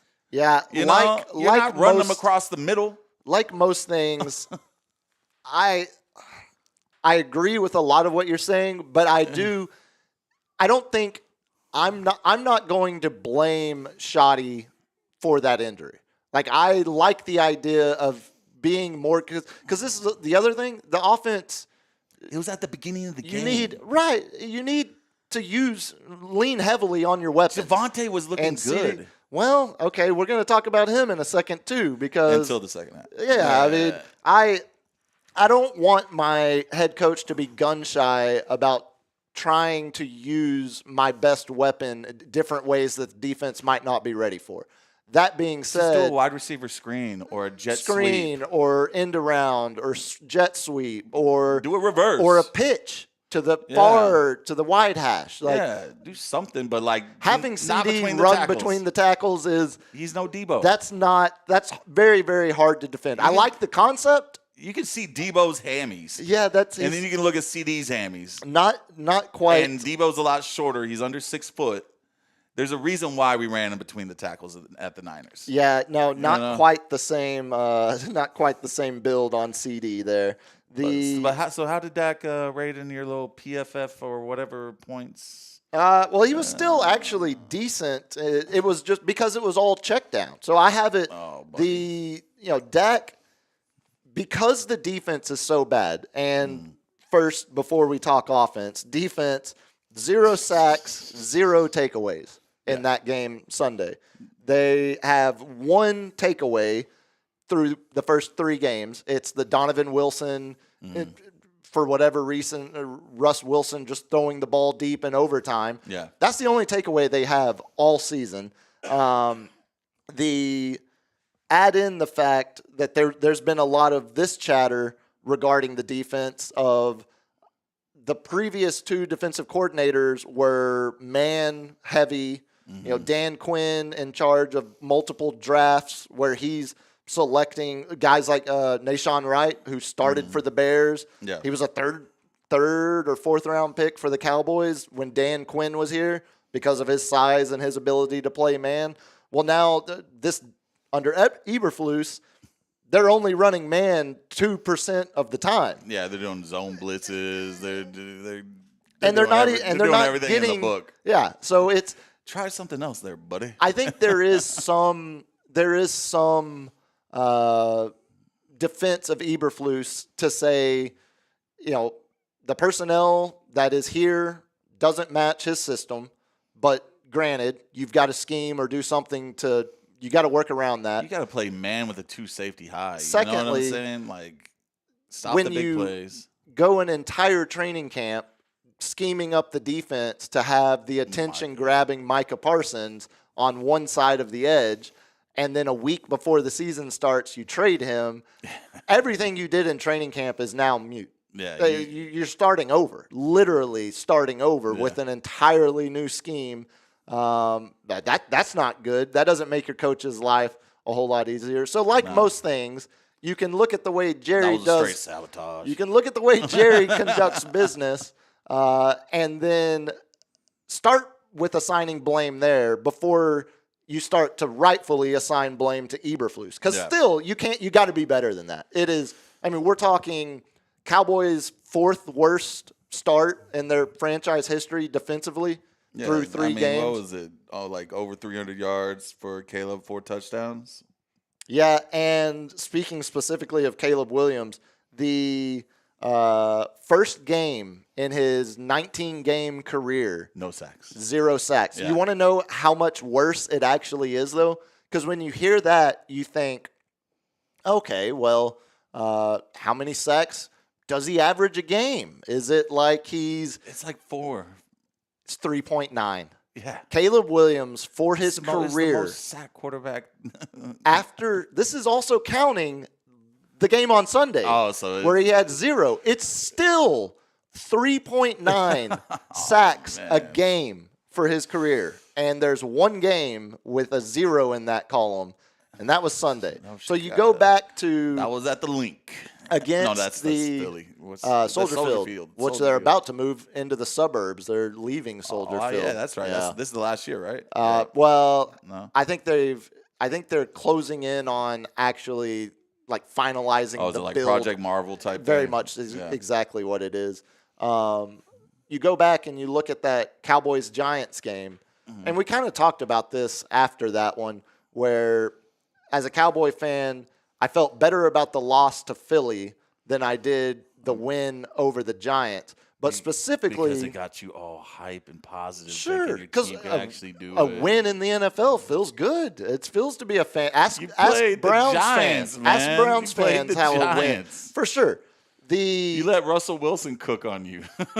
the Even worse than Russ cooking is the fact that the Giants were on their 3rd string tackle, Yeah. Oh, yeah. and the Cowboys had they couldn't get as it. little pressure as they got against the Giants. That dude had all the time to throw the 3rd deep balls. string Yeah. tackle. So it's again, the combination of Ezra Raku, Marshawn The Nealon, Micah Parsons trade's a good trade. James What are you Houston. talking about? Well, did you see who was having fun on X on Sunday regarding the Micah Parsons trade? who? Let me give you this stat per PFF. Donovan Ezra-Raku, James Houston, and Marshawn Nealon all had 0% pass rush win rates against the Bears. That tweet was quote tweeted by Terrence Parsons Jr., Micah's brother, and just responded LMFA very long, a long string of O's. So yeah, Terrence Parsons, the whole Parsons family is They're having fun with this. They're laughing at that one while they're up in Green Bay and being like, "Damn, I wish I was back in Dallas." You mentioned Dak. Nothing gets changed. Nothing changes the Cowboys' trajectory on this season if the defense is as bad as it is. Because even, the best secondary in the league wouldn't survive with the lack of pressure the Cowboys are getting. Yeah. There are... That's why you guys go too high safety, man, because they're just getting thrown deep. Yeah, Like, I was looking at it. and Diggs just can't. I think he's just not even trying, man. I think he's coming back from injury too early. He wasn't even expected to be back until like week 6. Oh, really? Back Okay. in training camp I was thought that what was they Bland. were. No, Bland was healthy until he got injured in practice. I thought he was the one who came back too early. And Now, got re-injured. Diggs had the knee injury that he rehabbed away from the team, and which is why Jerry docked him the money. So they weren't actually a lot of the leaning was that he was probably going to start on IR. That Arosty cost you a bunch of money there. Bunch of Diggs. money. So specifically you mentioned Dak. Dak wasn't good. Dak, but in the ways that Dak wasn't good, it was, the Pickens interception, that ball hit Pickens right in the hand. That's not on Dak. Yeah. The interception in the end zone at that point, that's a forced throw because you got to do something. You're trailing, chasing the game. It's still that's not a good. It was still a bad decision. Still a bad decision for sure. It wasn't fourth down. But the decisions. Oh, I thought it. Was it fourth? Yeah, I'm pretty sure I it thought was. it was third. Oh, I think it was fourth. Oh, fourth. Okay. I might be wrong on that though. But the decisions Check the tape. that bother me more than either of the interceptions is the 14 targets to Ferguson underneath. When the defense is as bad as it is, When I got Ferguson on my bench. and that's rough. You're going to give up 30 points. Yeah. You can't be throwing to the tight end on 3rd and 6 on a 4-yard route. Like that. Those are the decisions that were driving me crazy Sunday because the offense just You would has think to know Pickens would get like 10 targets. they've 15 got targets. to risk. They've got to go with more risk offensively because the defense isn't going to hold up its How many end of the sacks bargain. did Dak had? It didn't seem like he was. It didn't seem like he was too pressured, but they definitely were throwing him different looks. Yeah, it felt more from watching it, it just felt more like the back end coverage was, leaving Dak. Yeah. But again, I would still say at some point you've got to trust your guys to win one-on-one battles. Especially and Pickens you've was got to take a risk. He's got one of the best. He's got some of the best hands in the game, man. Some of his catches are still highlight reels. Yeah, Dak was sacked twice. So Yeah. I mean, Dak Prescott sucks. it wasn't like he was running for his life all No. game and stuff. They were letting Ferguson open and being like, yeah, if you want to sit there and get 5 yards, we'll give you 5 yards right now. And I think And then we're gonna lock that down until you get to 3rd down, and then because you're probably gonna run it on 2nd down, we'll kill that. And now we're not gonna let you have that Jake Ferguson one, especially now that you don't have CeeDee Lamb. We'll double Pickens. We'll put someone on Ferguson. losing CD, it killed it. That killed a lot of the offensive game plan immediately. Losing your best offensive weapon, man. Yeah, let's do some winners and losers real quick before we get into the rest of the league. I was like to Winners, say I called that, by the way. winner. You mentioned Javonte Williams. I love the way he runs. I love the He's getting angry runner. I loved how he pushed that one guy down. one cut and go. Yeah. And, I On the love sideline, he had a nasty little play. everything that because if Jaden Blue ever gets active for a game and is the speed complement to Javonte Williams. Did Miles Sanders give up a fumble? Yeah, he might. I was about to say, I think we're going to get Miles Sanders might lose some touches. I think we're going to get some Jaden Blue this coming week against the Packers. But Javonte, winner, because I'm loving what I've seen through 3 games. But loser, another fumble. The play where the guy just rips the ball out of his hands on the long sideline run on the first drive of the game. You want to talk about losing momentum. You're busting a big play on your opening drive, and then You just all give of it a up sudden, right before the because of that, you're down 2 scores before you ever touch the ball again. Yeah. So I got him as a winner because I like it. I like what I'm seeing, but that fumble on the opening drive, you got to fall into the loser. Other winners, we'll do the winners quickly because it's a short list. Short list. Micah's winner. Watching, granted, they lose to they the lose Browns. to the Browns, But they didn't get blown Micah out. and his brother can laugh all they want about the Cowboys' inability to get pressure. And also, winner Micah in a sense that losing that game in Cleveland, or that game to Cleveland, that's the worst thing that could have happened to the Cowboys because now the Packers are coming in Sunday Night Football. They were that's this already. next week. That's correct, Bubba. Buddy. They were already motivated for Micah's return to Dallas. Now they're Sunday Night Football. football's gonna be lit. Double, is it? I mean, It's gonna is a be blowout, lit. is a boring blowout game lit, or is that just It's kinda fun, man? yeah, I'm sure. CD's gonna miss 3 to 4 weeks. So yeah, we should say that. So That's a loser. other losers are the injuries. CD out. They haven't said if he's going to go on IR. They're hoping it's only a game or two. But then the other big injury, Tyler Booker. He's out for a month. So now, he's been looking great as most recent first round pick. Yeah. Tyler Guyton struggling as a year 2 guy, former first round pick. Tyler Booker stepping right in, looks like an NFL starter Now year 1. pressure's gonna be back. And just to make matters worse, they already lost Cooper Beebe, the center. Now lose right guard Tyler Booker. So you've got 2 backups now on the interior. That kills your run game. Also, let's add in the fact that Terrence Steele is borderline unplayable himself at right tackle. So your whole right side of the line is now a massive, massive, massive liability. You better start learning to roll out to your left there, Dak. Yeah. Don't even think about that right side. Last winter, DoorDash. Did you see this story? No, what was it?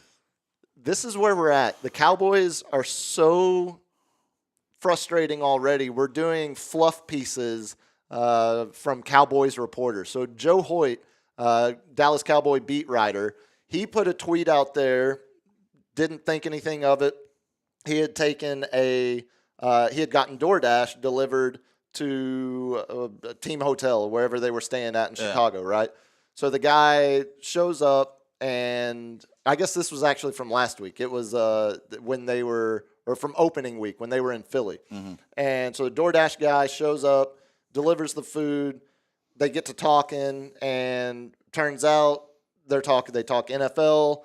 And the DoorDash delivery driver says, "Oh, I've never been to an NFL game. Like someday I'd like to go." And so Joe Hoyt just tweets that out, doesn't think anything of it. DoorDash ends up like corporations will do, where instead of paying get some marketing here, instead of actually paying employees living wages, let's just get the public on our side with good PR and marketing. Hey. So they reach out to the guy. It's a great story. The guy ends up that's a business, buddy. DoorDash. That's 1,000%. We're read some Chomsky. Consent is being manufactured as we speak all around you. So DoorDash ends up giving the kid tickets to this is where we're at with Cowboy football. Those are your 3 winners: Micah, Javonte Williams, and DoorDash. You want some losers before we move on? How about all the defense helmets?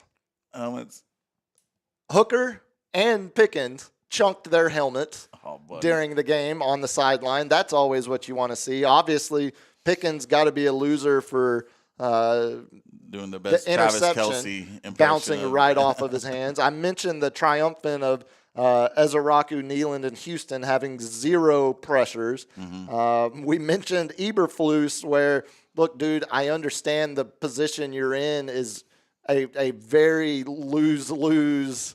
Yeah. And for all the reasons, and I agree with you, but it's just got to be better than that. It's just got to be better. And then you mentioned Diggs. Lastly, the way he got beat on that first touchdown he gave up. Yeah. I mean, just if you're not healthy, Seemed like he was jumping around. well, no, it wasn't even that. He was he just jammed. blew He it. jammed with the wrong arm, so he jammed where then he had to turn around. That's right. Inside to catch up to the guy. Yeah. Just terrible technique. So That's day one. if you're stuff. playing through injury. Like you hold I the ball with the understand. hand outside to Right. the sideline. Very you simple. know? Yeah.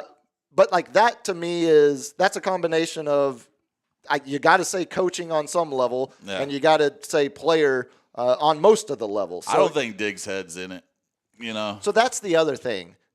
Diggs' best friend is Micah. Yeah. I jokingly said Diggs will be on the Packers next season. If the Packers want him. If he takes a vet minimum, maybe. Yeah, and then the Packers would probably say, no. We want to keep Micah as Focused. secluded and separate from all of the Cowboy baggage. Yeah. Who on the like Ezraku, second round pick from this most recent draft. He's obviously playing for his future with the team. Nealand, former a second-round pick himself in year 2, playing for his future. Who else you got? Nah, Who else you got on that defense that is invested in the long term? I don't see anybody, man. Overshone is injured. He's not back yet. No. The rest of your defensive starters outside of Bland, who's injured. Those 2 picks you got. Oh, and guess who went out? The awesome trade that you did with Micah. What, Kenny Clark? Kenny Clark went out. Yeah, he did jog off and Did he got come back in? Yeah, Oh, he he did came get back. back Okay, in. I didn't see why. But that was the first thing I said when I said, oh, great, yeah, of course, because now Yeah. Kenny Clark is injured. You look at guys like Kenneth Murray or Solomon Thomas or, hell, even Donovan Wilson, who's in the last year of a deal, who's 30 years old. Solomon Thomas drafted by the Niners. Coppell's own DFW kid to begin with. Mm-hmm. When you look at these veterans that are 27 to 30 on one-year deals, what's the investment level emotionally to try to get better or to stay locked in? Besides just they're professionals, they should be. Okay, sure, I agree with you, but that's just not how the world works. Like, you sound like an idealistic college student trying to explain, well, actually, this is like, no. These dudes are human, and they see the writing. They see that this thing is not going to get better anytime soon. I still think Jerry's trying to make that one last move. I know, like I said, he's going to tank for Arch for 2 years, and he wants that one last quarterback and feels like that will be the piece. That will be everything. And then I'll be able to win that Super Bowl, look at Jimmy and be like, this was my team. Well, I'm telling you, Tom Brady, Joe Montana, Troy Aikman, whoever you want to put back there in their prime is not winning with what's around Josh Allen. What's on the defensive side of the ball right now. And then, yes, lastly, you want to guess the line on that that Cowboys-Packers game? At Cowboys. Sunday Night Football. I'm going to say 6.5. I think you nailed it on. Yep, nailed it. It opened. I am a golden god. Opened at 6.5 and currently still sits At 6.5. Yeah. How is it less than a touchdown? Because the Packers lost to the Browns. That's the only reason that number is not. I think I've seen a 10.5 one time. You know what I'm saying? Yeah. If they destroyed the Cleveland Browns, that would be a 10.5 line. It would easily be 9, or 8.5, 9. Yeah, no doubt. Absolutely no doubt. Let's jump. You want to jump into the rest of the league here for? Yeah. Well, let's go with my Niners.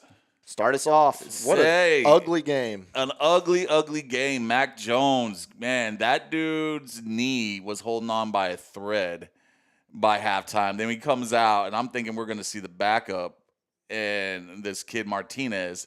And, oh, no, we're just going to throw a brace on him. Get out there, Mac. And he does decent, but that last drive was immaculate by Mac Jones. And I swear he conducted the 2-minute offense like a seasoned pro. But once again, just like the Niners, we gonna lose somebody, and we lost Nick Bosa for the year. Yeah, that's a pretty big one there, Bo. That is a hurtful one. But we are 3-0, 2-0 in the division. Yeah, but you would trade the loss to the Cardinals to have Bosa. Oh yeah, Bosa. Let me give you a. How about giving the thumbs down to the fan? Oh yeah, while he's on. He knew, and it's because he had the ACL tear on his other knee. So okay, I was going to ask you. Which, so that wasn't. It was the same knee. Different knee. And that's been like 4 years now? Yeah, it's been a minute. And so Nick Bosa in the first two, you like your PFF rate, your highest edge rusher NFL according to Edge Impact Metric. Nick Bosa was at a 99.9. Oh, well, that sounds pretty good. Yeah, and now he's gone. He's gone for the year. Bye-bye, Nick Bosa. Hope you come back stronger than ever. And that man was ready to be an animal this year. I've heard some interesting things of we might be in the market for a trade of one Hendrickson out of Cincy It feels like who was on a 1-year deal. it feels like if any team, especially as the Bengals aren't going to have Burrow for the next Bengals, every time you say Bengals, 2.5 months, kill me, dog. the Bing Crosby Bengals. Yeah. I could absolutely see the Niners Yeah. making a big swing to try to replace that because you've got a team. McCaffrey's healthy. Purdy's Right. coming back. I mean, we're about to get a really deep receiving core in the next 2 weeks. Ayuk's coming off of the PUP list. Juwan Jennings, he didn't play because he was injured. He's coming back. And then I hear who else is on the trade block is DJ Moore out of Chicago. And I guess y'all need some receivers, some we proven. just getting injured. We just need to be deeper. But we have Crowning. We have a bunch of rooks coming up that are looking good. We have MVS. Ricky Pearsall is looking like a stud. I think he is top 10 wideout in yards and receptions for the first 3 games. So this kid, Shotgun Ricky, he's looking good, man. And he had, swap out Purdy and Mac Jones. He had, connections with both of them. So he's averaging more yards per catch in the air than any other receiver right now. So Damn. Yeah, so he's getting chunk plays. He's getting 20-yarders. He's getting 30-yarders. You know what? And he had one amazing catch over his shoulder, tight coverage, hits him in the helmet, and just Mac Jones just puts it on him and he catches it. Beautiful. For 43 yards. It's amazing. You want to know what team's given up the most chunk play touchdowns, 25 yards or more? Who? That's Dallas. That's the Cowboys. That was Russell cooking on That was another. That was another Yeah. fun fact I Yeah. had from you. How old is Bosa? Bosa, he's coming up on his first contract. He was 22, 21 when he came in the league, right out of Ohio State. 5. So he's got to be 27, 28. We gave him his contract on the 5th year. Right. And that was a 4-year deal. So he's coming up on his second contract. guess So I'm sitting in 28, front of a computer. 28 years old. I'm going to call it 27, 28 years old. I was looking at because McCaffrey is 30. Yeah. So you're thinking about a team potentially built Another- to win yeah, now. Another Purdy's game got where the, we got to give him 30-plus touches. That's unsustainable. Bosa turns 28 in October. Yeah. So, if you're looking at the the Niners cap situation and knowing that you've got Purdy on big money, knowing you've got McCaffrey approaching over 30. Mikal Williams is looking like a beast. He looking like a first-round pick. Yeah, I think you're absolutely holding hopes in a good way that a big move is coming. Yeah. Because you've got to, especially when the way they have, you can't say they're 3-0, but they've done it with Mac Jones in 2 games. Yeah. They've squeaked by the Cards now, handled the Saints, but it wasn't like it was it was still a game in question. We gave up a touchdown late. Exactly. Yeah, but we handled that one, and it's just every game we're dealing with an injury. That's why I hate. It's why I hate the NFL. I know, I get it. These dudes, it's car crashes every play, but just as a fan of the league, knowing y'all you have to look at y'all waivers wire this weekend, tonight. Mentally prepare yourself that you're going to see a guy play a game and a half, and then he's not back till next year. Yeah, that's just how it is. Najee Harris, John Connor, Oh, the Connor. That was in that game. Yeah, that was nasty. Yeah. The ankle injury. Yeah, so that killed some of my fantasy momentum as well because I love me some. And they were calling him before? Oh, Concrete Connor. Blah, blah, blah, blah. Hyping him up. Talking And about I'm how like, indestructible I was like, he y'all is. putting the curse on this man. And then all of a sudden, boom, goes down with a broken ankle. And I didn't see the snap, but I figured it snapped, right? Oh, yeah. Yeah. Yeah. I figured it snapped. It was catastrophic injury. So last week, 30 years old. in our picks, we both had San Fran -2.5. So And what I say, Both of us missed that one. the only way we lose that game is if we do it ourselves. Yeah. We get a holding in the end zone to get a safety. You know, we give up pass interference there. Like, I mean, Upton Stout is getting cooked. And, you know, he's trying his best, man. But like they're targeting him, obviously, because I've seen more Upton Stout than I've ever wanted to in the past 3 games. Yeah, that's never what you. That's about how I feel about Kyer Elam right now. Yeah, Like, it's like I don't want to see this man no more. Again, another one of these Cowboys veterans on a 1-year deal. Just move on. Yeah, but this raid guy, people's practice squads. he's a second year man. Yeah, I so, know y'all yeah. have more Yeah. invested there. I should mention, obviously, you had But the winner is Pinero, getting that game-winning game-winning kick.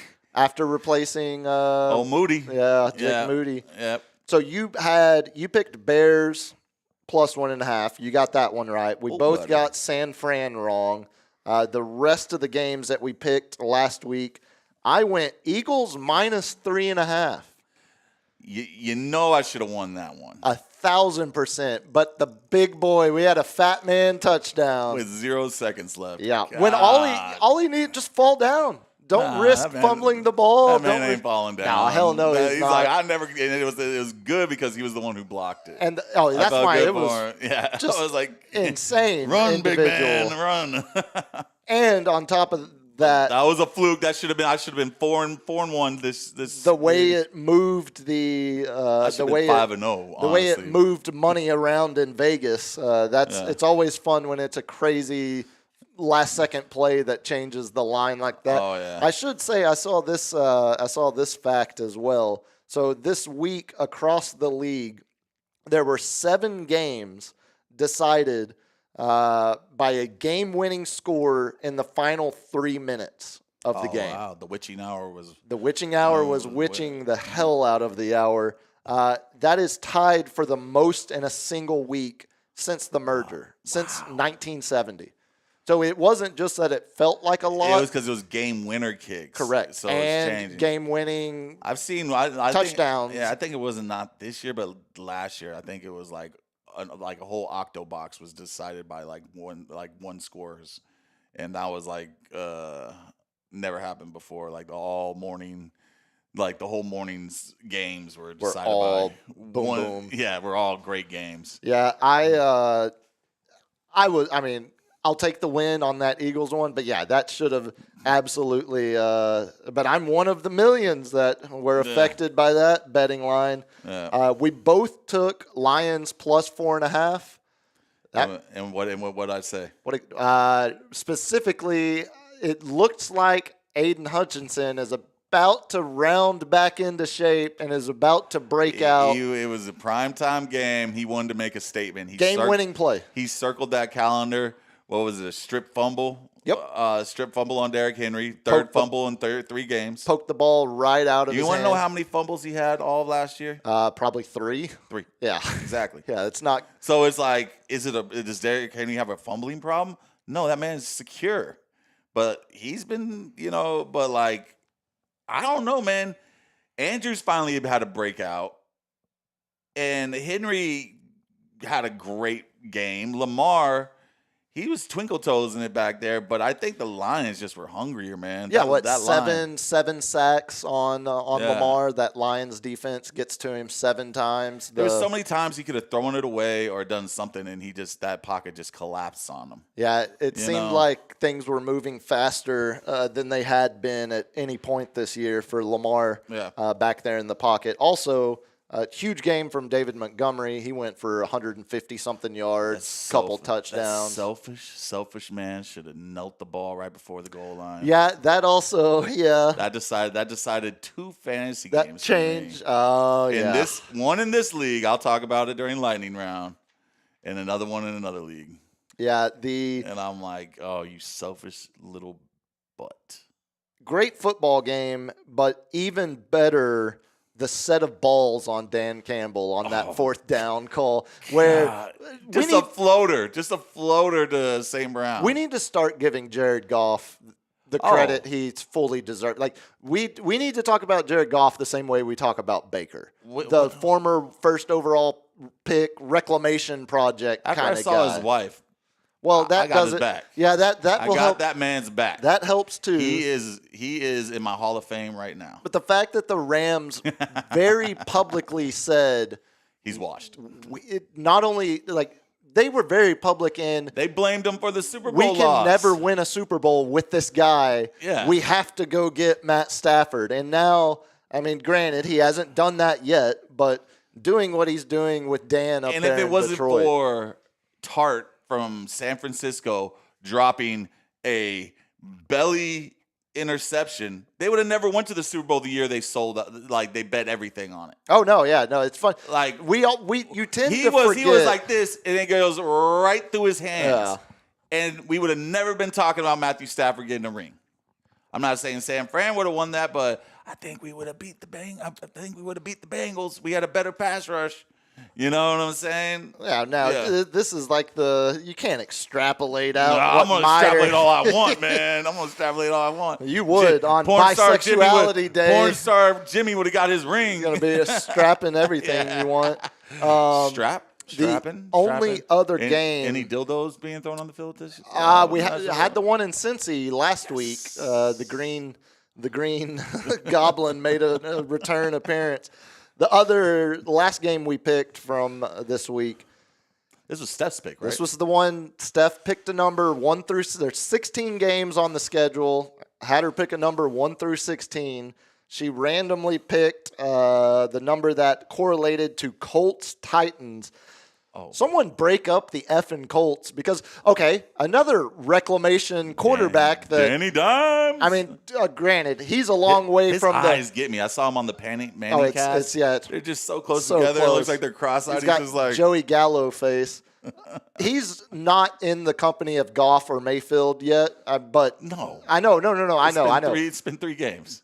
But the reclamation in those 3 games, He's already broken some of Indianapolis records as a quarterback. Like he's the only quarterback to have 3 touchdowns, 3 rushing touchdowns, 0 interceptions, and over 3 games. yeah, or something like the that. spread on that game was Colts minus 4.5. They won by 21. Yeah. So if we're keeping tabs like we are, And it wasn't even Danny Dimes' show. It was Jonathan Taylor, God. who I think you might mention in Mr. Second Round Steal out there in fantasy when we land. get to my fantasy team. Oh, do because- you have Jonathan Taylor? Unless Is that no? I should probably look. I'm pretty I'll sure we find did. out later. Yeah, I'm Yeah, pretty this sure. is- No, so you won 3 out of the 5 last week. I won 2 out of the 5. So you were 1 up on me. Should call it 4 out of the 5, or even 5 out of the 5. That's not how math works, though. Yeah, I don't like lines. The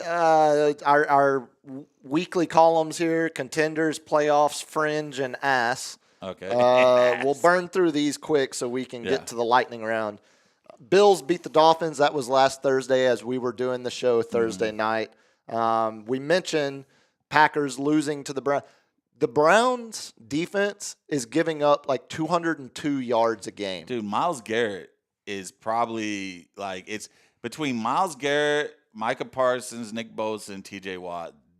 This is a century. This is like a decade. I feel like there's one more. Or like an all-decade defensive end. Oh, for Aiden this. Hutchinson. If he's but he's the, coming back he's the healthy. up and comer. Like Yeah. him and Crosby. He's the new Bosa. Yeah, him and Crosby can be the minus new the generation. MAGA hat. Yeah, but it's Myles Garrett. I don't know. I bet Hutchinson probably. We're probably He's fighting from- on the he's same from- team. He's there. probably from He's Michigan. a isn't he? Michigan kid, yeah. Yeah, But- Packers losing 13-10. That's bad news for Cowboys because that's a even more highly How many- motivated Packers team How many of traveling y'all to like Dallas. elimination leagues did everybody pick the Green Bay on? So it was interesting. What do they call them, like suicide leagues or Survival. Survival, Yeah, the yeah. Survivor leagues. I think you could argue that loss knocked a lot of people out. Yeah. And then there was one more. The Panthers spanking the Falcons 30-0. Not that a lot of people were picking, but you got to pick. You can't pick every team twice. So if you look on your schedule Wide and you receiver, say, the wide receivers coach got canned. yeah, he sure did, didn't he? You look and you say, well, maybe I can get by with the Falcons this week. They're Yeah. playing the Panthers. If you were dumb enough to try to do that with the Cowboys, you deserve to be Yeah. eliminated from the pool. But, that Browns-Packers definitely was the biggest upset of the weekend. The rest of the contenders column here, we talked Eagles-Rams. Chiefs finally get their first win on Sunday night. It didn't look good. It didn't look good at all, but you know who else? Travis Kelce finally catches some balls. You know who else? Also bumping into Andy Reid on the sideline in a yeah. shouting match. Dude, like I don't know if I sent you that cut of anger management of Oh, yeah. Travis Kelce.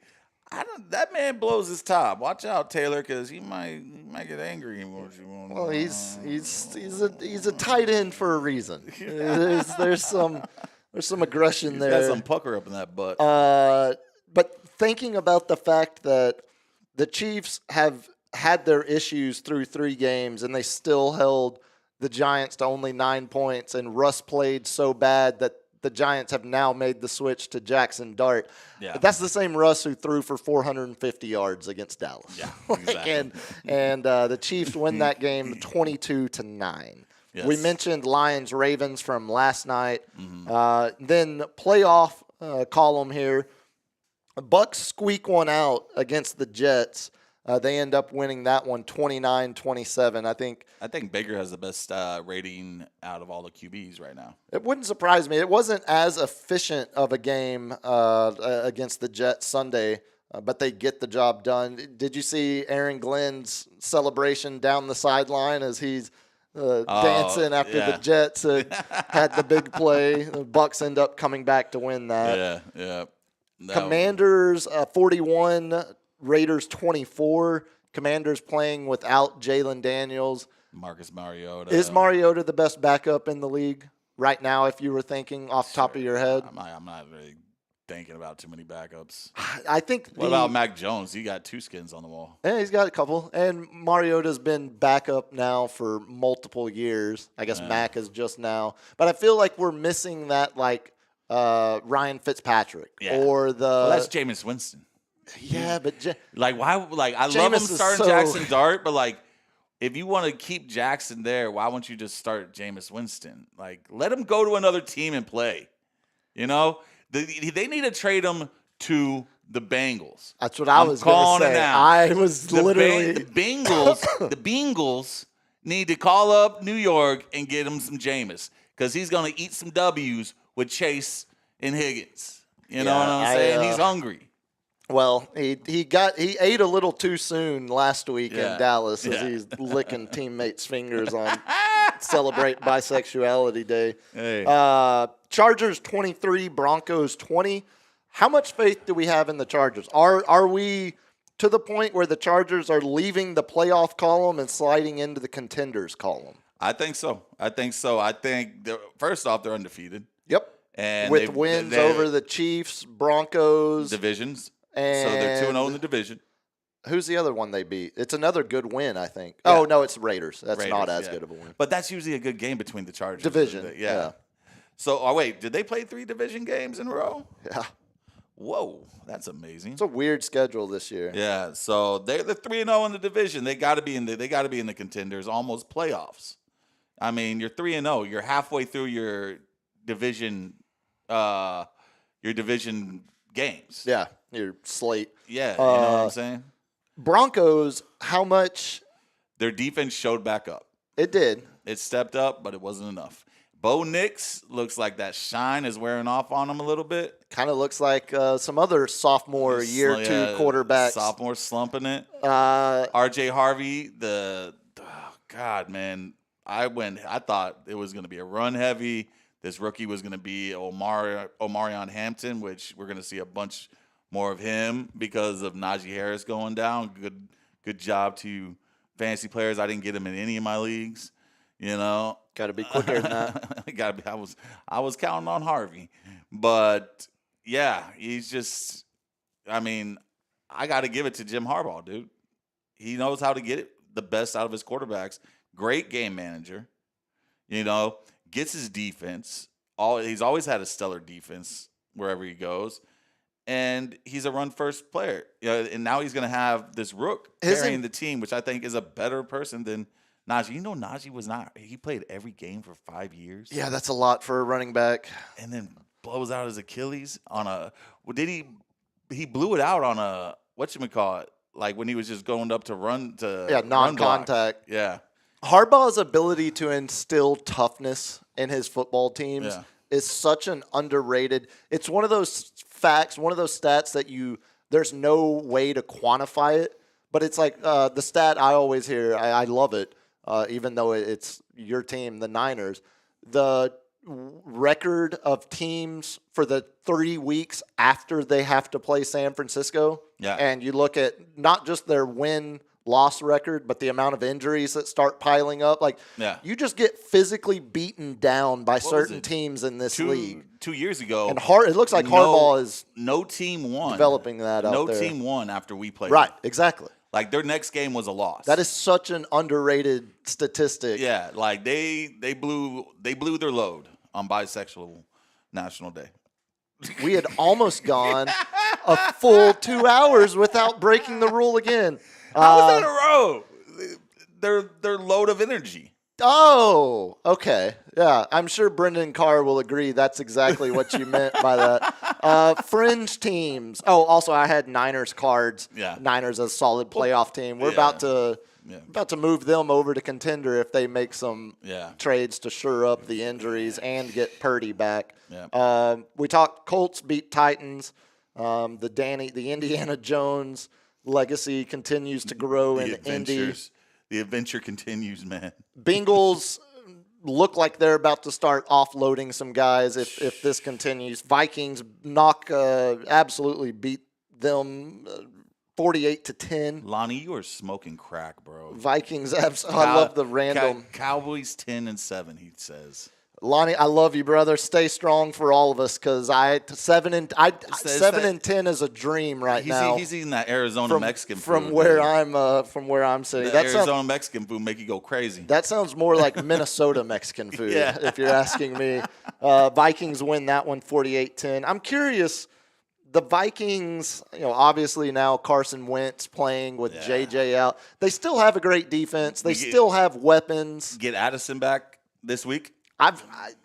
They're in How long is column. JJ out? Like about 2 more weeks? It depends. Yeah, it could be one more game. It could be 3. And their bye week is coming up here as well. They got early bye week. Okay. Exactly. So, so I mean, they're not going to be able to double JJ like they've been doing. Not JJ, but Justin Jefferson. Yeah, JJ. Yeah, the other JJ, the more talented JJ. So they're going to have to cover Addison, and so that's going to leave some single coverage on both of them.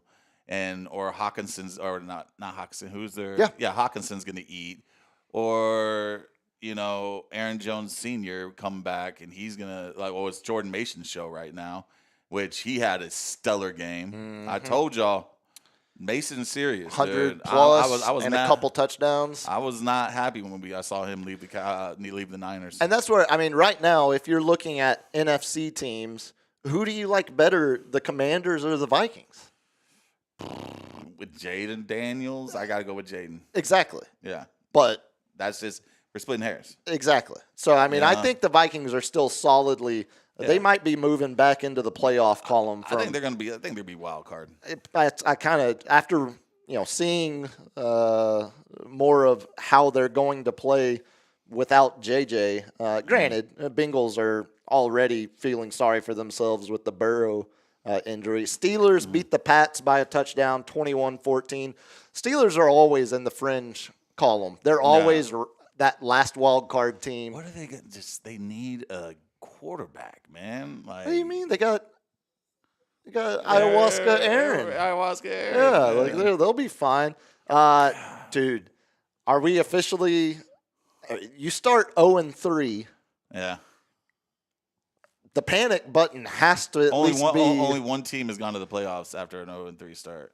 And I will say again, a team I don't like to defend. They've gone to the Super Bowl. Full Super Bowl run. A team I don't like to defend, but I'm not ready to call the season on yet, or much less the career of C.J. Stroud. Texans are 0-3. They lose in Jacksonville 17-10. D'Amico, we don't have a spot for defensive coordinator. Come on, man. You've got to save your job. You got to save your job, bro. Like, come on, Deco. Like, you're dealing with injuries, but that was the night. It's next man up. Next man up. Get Stroud protected. Start moving. Get some motion in there. Have him do some rollouts. Quit letting him stand back there and get wrecked. Again, that offensive line, I don't see how they didn't do more to address that in the offseason. But you're gonna get Joe Mixon back in not this game, but next game, hopefully. You're also eventually going to see New York Daniel Jones versus Indiana Jones that you've seen through. I think that division balances itself out. I think the Texans, man, that Indiana Jones, man, that adventure might go as long as Harrison Ford does. I think eventually we're gonna get the bad remake with Shia LaBeouf, whatever that one was called. Danny Dimes, the Crystal Skulls. Danny Dimes would show you one good game. And then be a run of bad games. Yeah, he had the moments. Now he's going 3 straight good games. Indiana Jones, this is more than a trilogy. This is going to be, it might be a franchise. I would just suggest. It might be a franchise. If you're a Texans fan looking at that 0-3 record, just know the team leading your division right now is being led by Daniel Jones. So there's still a lot of football to be played. Stephon Diggs letting them go seems a little preemptive in my book right now. Seahawks spanked the Saints 44-13. That's the last of the fringe. Seattle, I don't know what to make of them yet. Their defense is real. Exactly. And what's his name? Sam Darnold. Sam Darnold is at least, Jackson. Whoa, what the hell was that? Is that the Jackson? And Jigba. Jigba. Smith and Jigba. There we go. Okay, there we go. That guy is for real, man. Yeah, he's becoming an absolute stud. He's coming to stud. And then the ass column mentioned Panthers blink the Falcons 30-0, and your beloved Cowboys fall to the Bears 31-14. Yep. Week 3 is in the books. We'll make our picks for week 4 on the Thursday night show. But before we get out of here, let's close it out with some lightning round. Starting off, we had the Ballon. If I say Ballon d'Or, what does that mean to you? I had to look that up, and I was still thinking, is this cycling? So you do look at the run sheet. Okay. No, I saw it on ESPN. Oh, I'm telling you, I don't dang it. look at that damn sheet, dude. Then why do I like still to keep it send fresh because I want these hot takes. All right, LG, to be fresh with from me. now on. That makes them. It really. So I can say it off the top of my dome. No, I think all of us would agree that helps the product. Yeah. Just, keep it fresh. Yeah, instead of prepping or looking over, keep it fresh. No, PSG's Dembele, Ousmane Dembele wins the Ballon d'Or. It's like the Heisman for soccer players. So it's or the MVP. It's the best player in the world. Okay, so that's what I was thinking. So it was freaking Argentina's own. Yeah, Messi won it a lot. Ronaldo won it a lot. PSG last year was just so dominant, winning every competition. Yeah, I didn't know any of the big players. It was going to be a PSG guy, and he's the top of that list for them. Only time I start learning the real good players is during World Cup. You know well, what I'm saying? Get ready for it. Coming up next summer. So what team does he play? What country does he play for? He is French. Yeah, he is French. The French team gonna be bad again. Playing for the. They always got good players, man. Yeah, it's almost like they really care about this sport. those French. It's almost like F words. Dembele would be an amazing. He's like CD Lamb.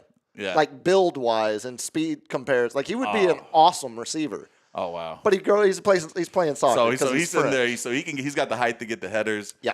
And then he's got the speed. Yeah, and he's got a wicked touch with his crossing ability. He's pretty nasty. The girl, where is she from? What was her third win in a row?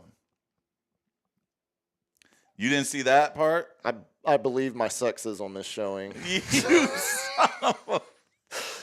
Next one. Oh, hit me, LG. It's bisexual day. Come on, man. All right, man. I think We're gonna- she's Spanish. I'm going to go with She's that. Spanish? Yeah, Okay, because they've so been really good lately. She did a record-breaking third win of that in a row. We're going to do a little fantasy football recap for the Sports Cave Live Fantasy Football League. And what is up on... They keep on putting ads on this crap. Well, let's go with the first one, as always, because I'm selfish. My team took a shit. Whoa! Took a Whoa! shit. What? I had CD Lamb. Ah, had yeah, CeeDee Lamb. that'll do it. And I damn near pulled that out. And this is why I call that run by one Montgomery selfish, is because I lost by 1.5 exactly. Oh, because no. Lamar Jackson got a garbage touchdown TD at the end of the game. So where Ivan, which me and him had a special week together arguing, me with paragraphs that might come up later on the lightning round. He beats me by 1.5 points. Then we're gonna go through the league matchups. Did I win? We're gonna see.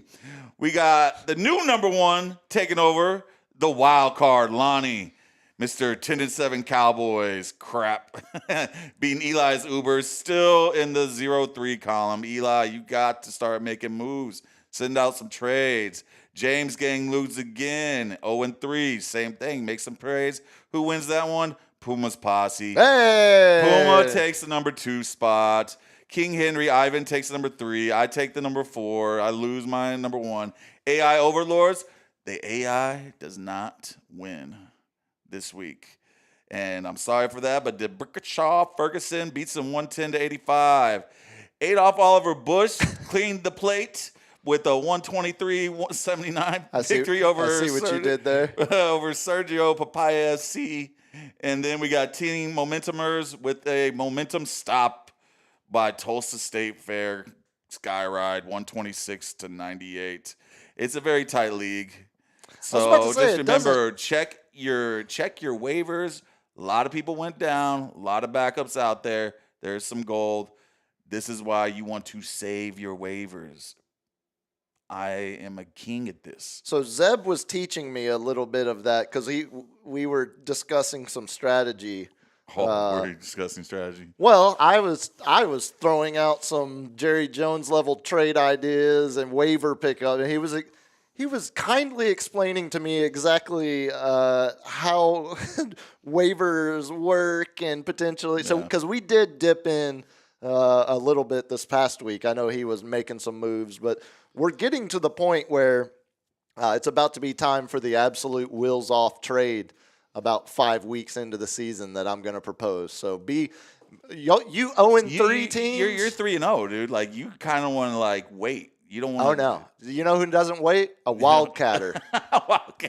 A wild puma does not wait. An oilman searching for that next glory hole. He's not waiting. I'm a gambler. He's not waiting for anything. Hit me, LG. We're going to talk more Thursday about the Ryder Cup, but it does tee off Friday morning. Up at Bethpage. Get Black. your USA chance coming. USA. Ironically enough, you can start watching at 6 a.m. on USA Network Friday morning. USA. It's So we're 6 gonna- a.m. That's where they're starting it. For your full coverage. It's like No. 6 till. 6 a.m. They're not. Yeah, I promise. USA is going live at 6 a.m. They're probably doing Friday. an analysis, but no one's teeing off at 6 a.m. There's not 120 people on the field. That's when USA is going live. If you want to tell me that they're doing 4 hours of pregame coverage, I would also believe that. I think and so. then 10 a.m. tee times. But me and Uncle Andy will be locked in at 5:55 waiting for that 6 a.m. start. No, I don't want to go too far into it because it's a sad story. But we had some crazy local news happen since the last time we all talked. So the founder of the San Antonio Museum of Science and Technology, which that might sound like a mouthful, but just know San Antonio was the biggest city in America that didn't have a museum that was dedicated to science. until this was built. Oh, wow. It's crazy, right? Yeah. So, like, you think, I take for granted growing up in North Texas, I've been to San Jose Science Museum. science museums are so cool. Yeah, Like, they, you as get a to play, kid, you get to touch things. Exactly. It's the one, like, as a kid, you were like, history museum, art museum, absolutely not. No. Yeah. Science museum, yes. Like, Yes, you're just science. Bingo, exactly. So, like, when you see the headline of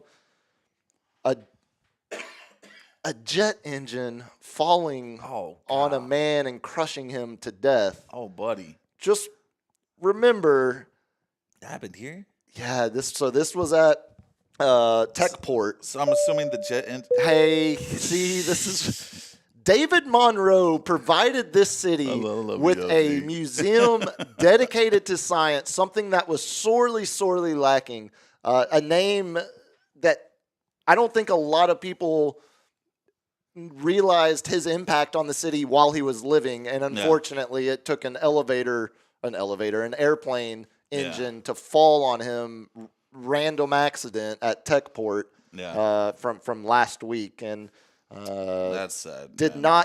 not survive. Also, Rest in power, King. not physical death, but business death. The Strip is losing another venue, losing another bar. The Amp Room down there on the Strip is finally calling it quits after a decade. Oh man, 10, 11 you gotta years. be like 40 years deep to get that. So kind none of them are anymore. That's the thing. They've been like Amp Room I was guess they one of renamed them. I guess exactly, and they've Limelight been was bought out by more corporate entities that are not. Amp Room was still the. I'll tell you why I'm even mentioning them, because in 2011 when we moved here, the way we met our first friend group was working for a music blog, SATX Music. Shout out Libby and Kim. They were booking shows on the Strip, and Amp Room was one of the places that would book just local music. Yeah. Not if you would get a random touring act every now and then. Well, South by Southwest Spill over, yeah. exactly. But you could go to the Amp Room on a Thursday night and know that it was some local kid, some local musicians playing shows, and You're gonna hear some new stuff. exactly, and that to me is as mentioning the corporatization of the human experience of That's close. concert. That's close to your going. little hipster heart, you know. what Very, I'm very saying? much so. Yeah, very much so. I knew my buddy Kibler, who's in the band.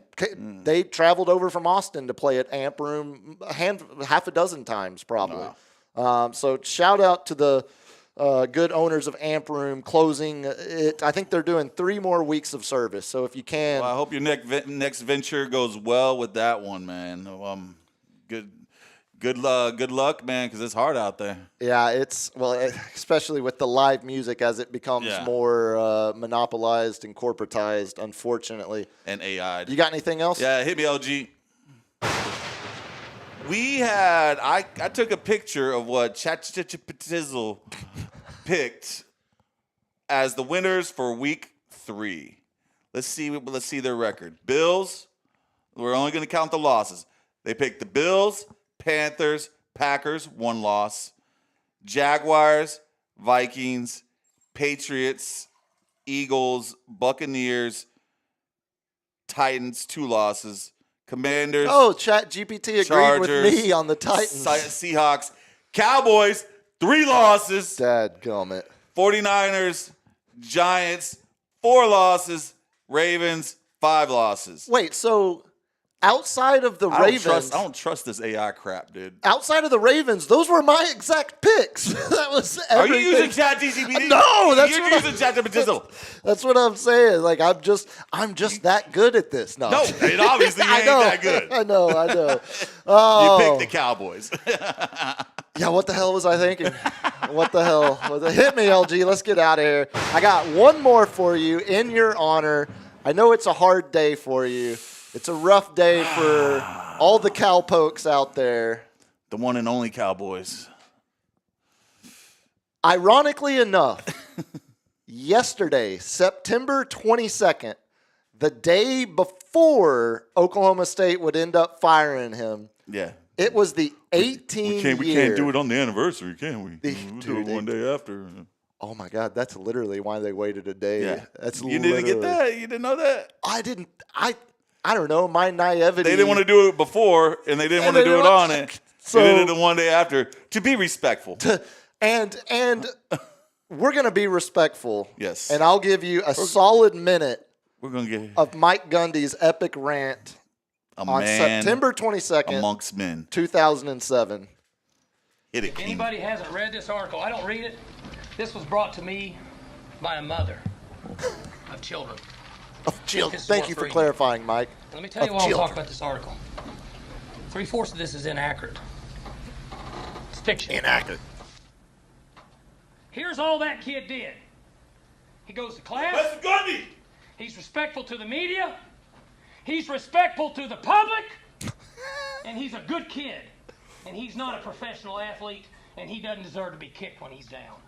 That's why I don't read the newspaper. It's Because garbage. it's garbage. And the editor that let it come out is garbage. Come after me. I'm a man. I'm 40. I'm not a kid. Write something about me or our coaches. And that's all I got to say. Makes me want to puke.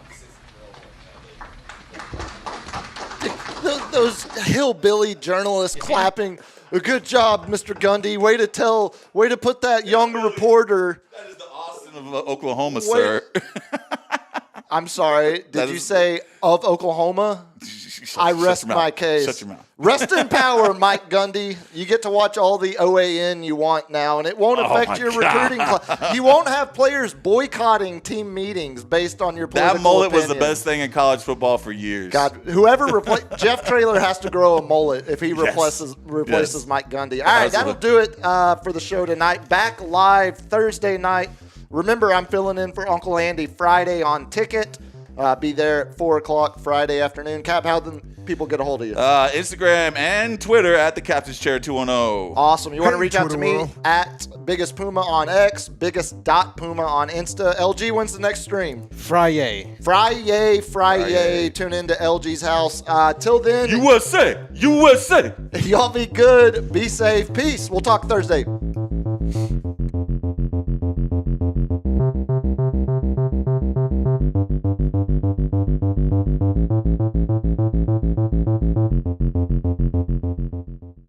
Kids, what do we say about drugs? Only thugs use drugs. Say no to drugs. Yeah!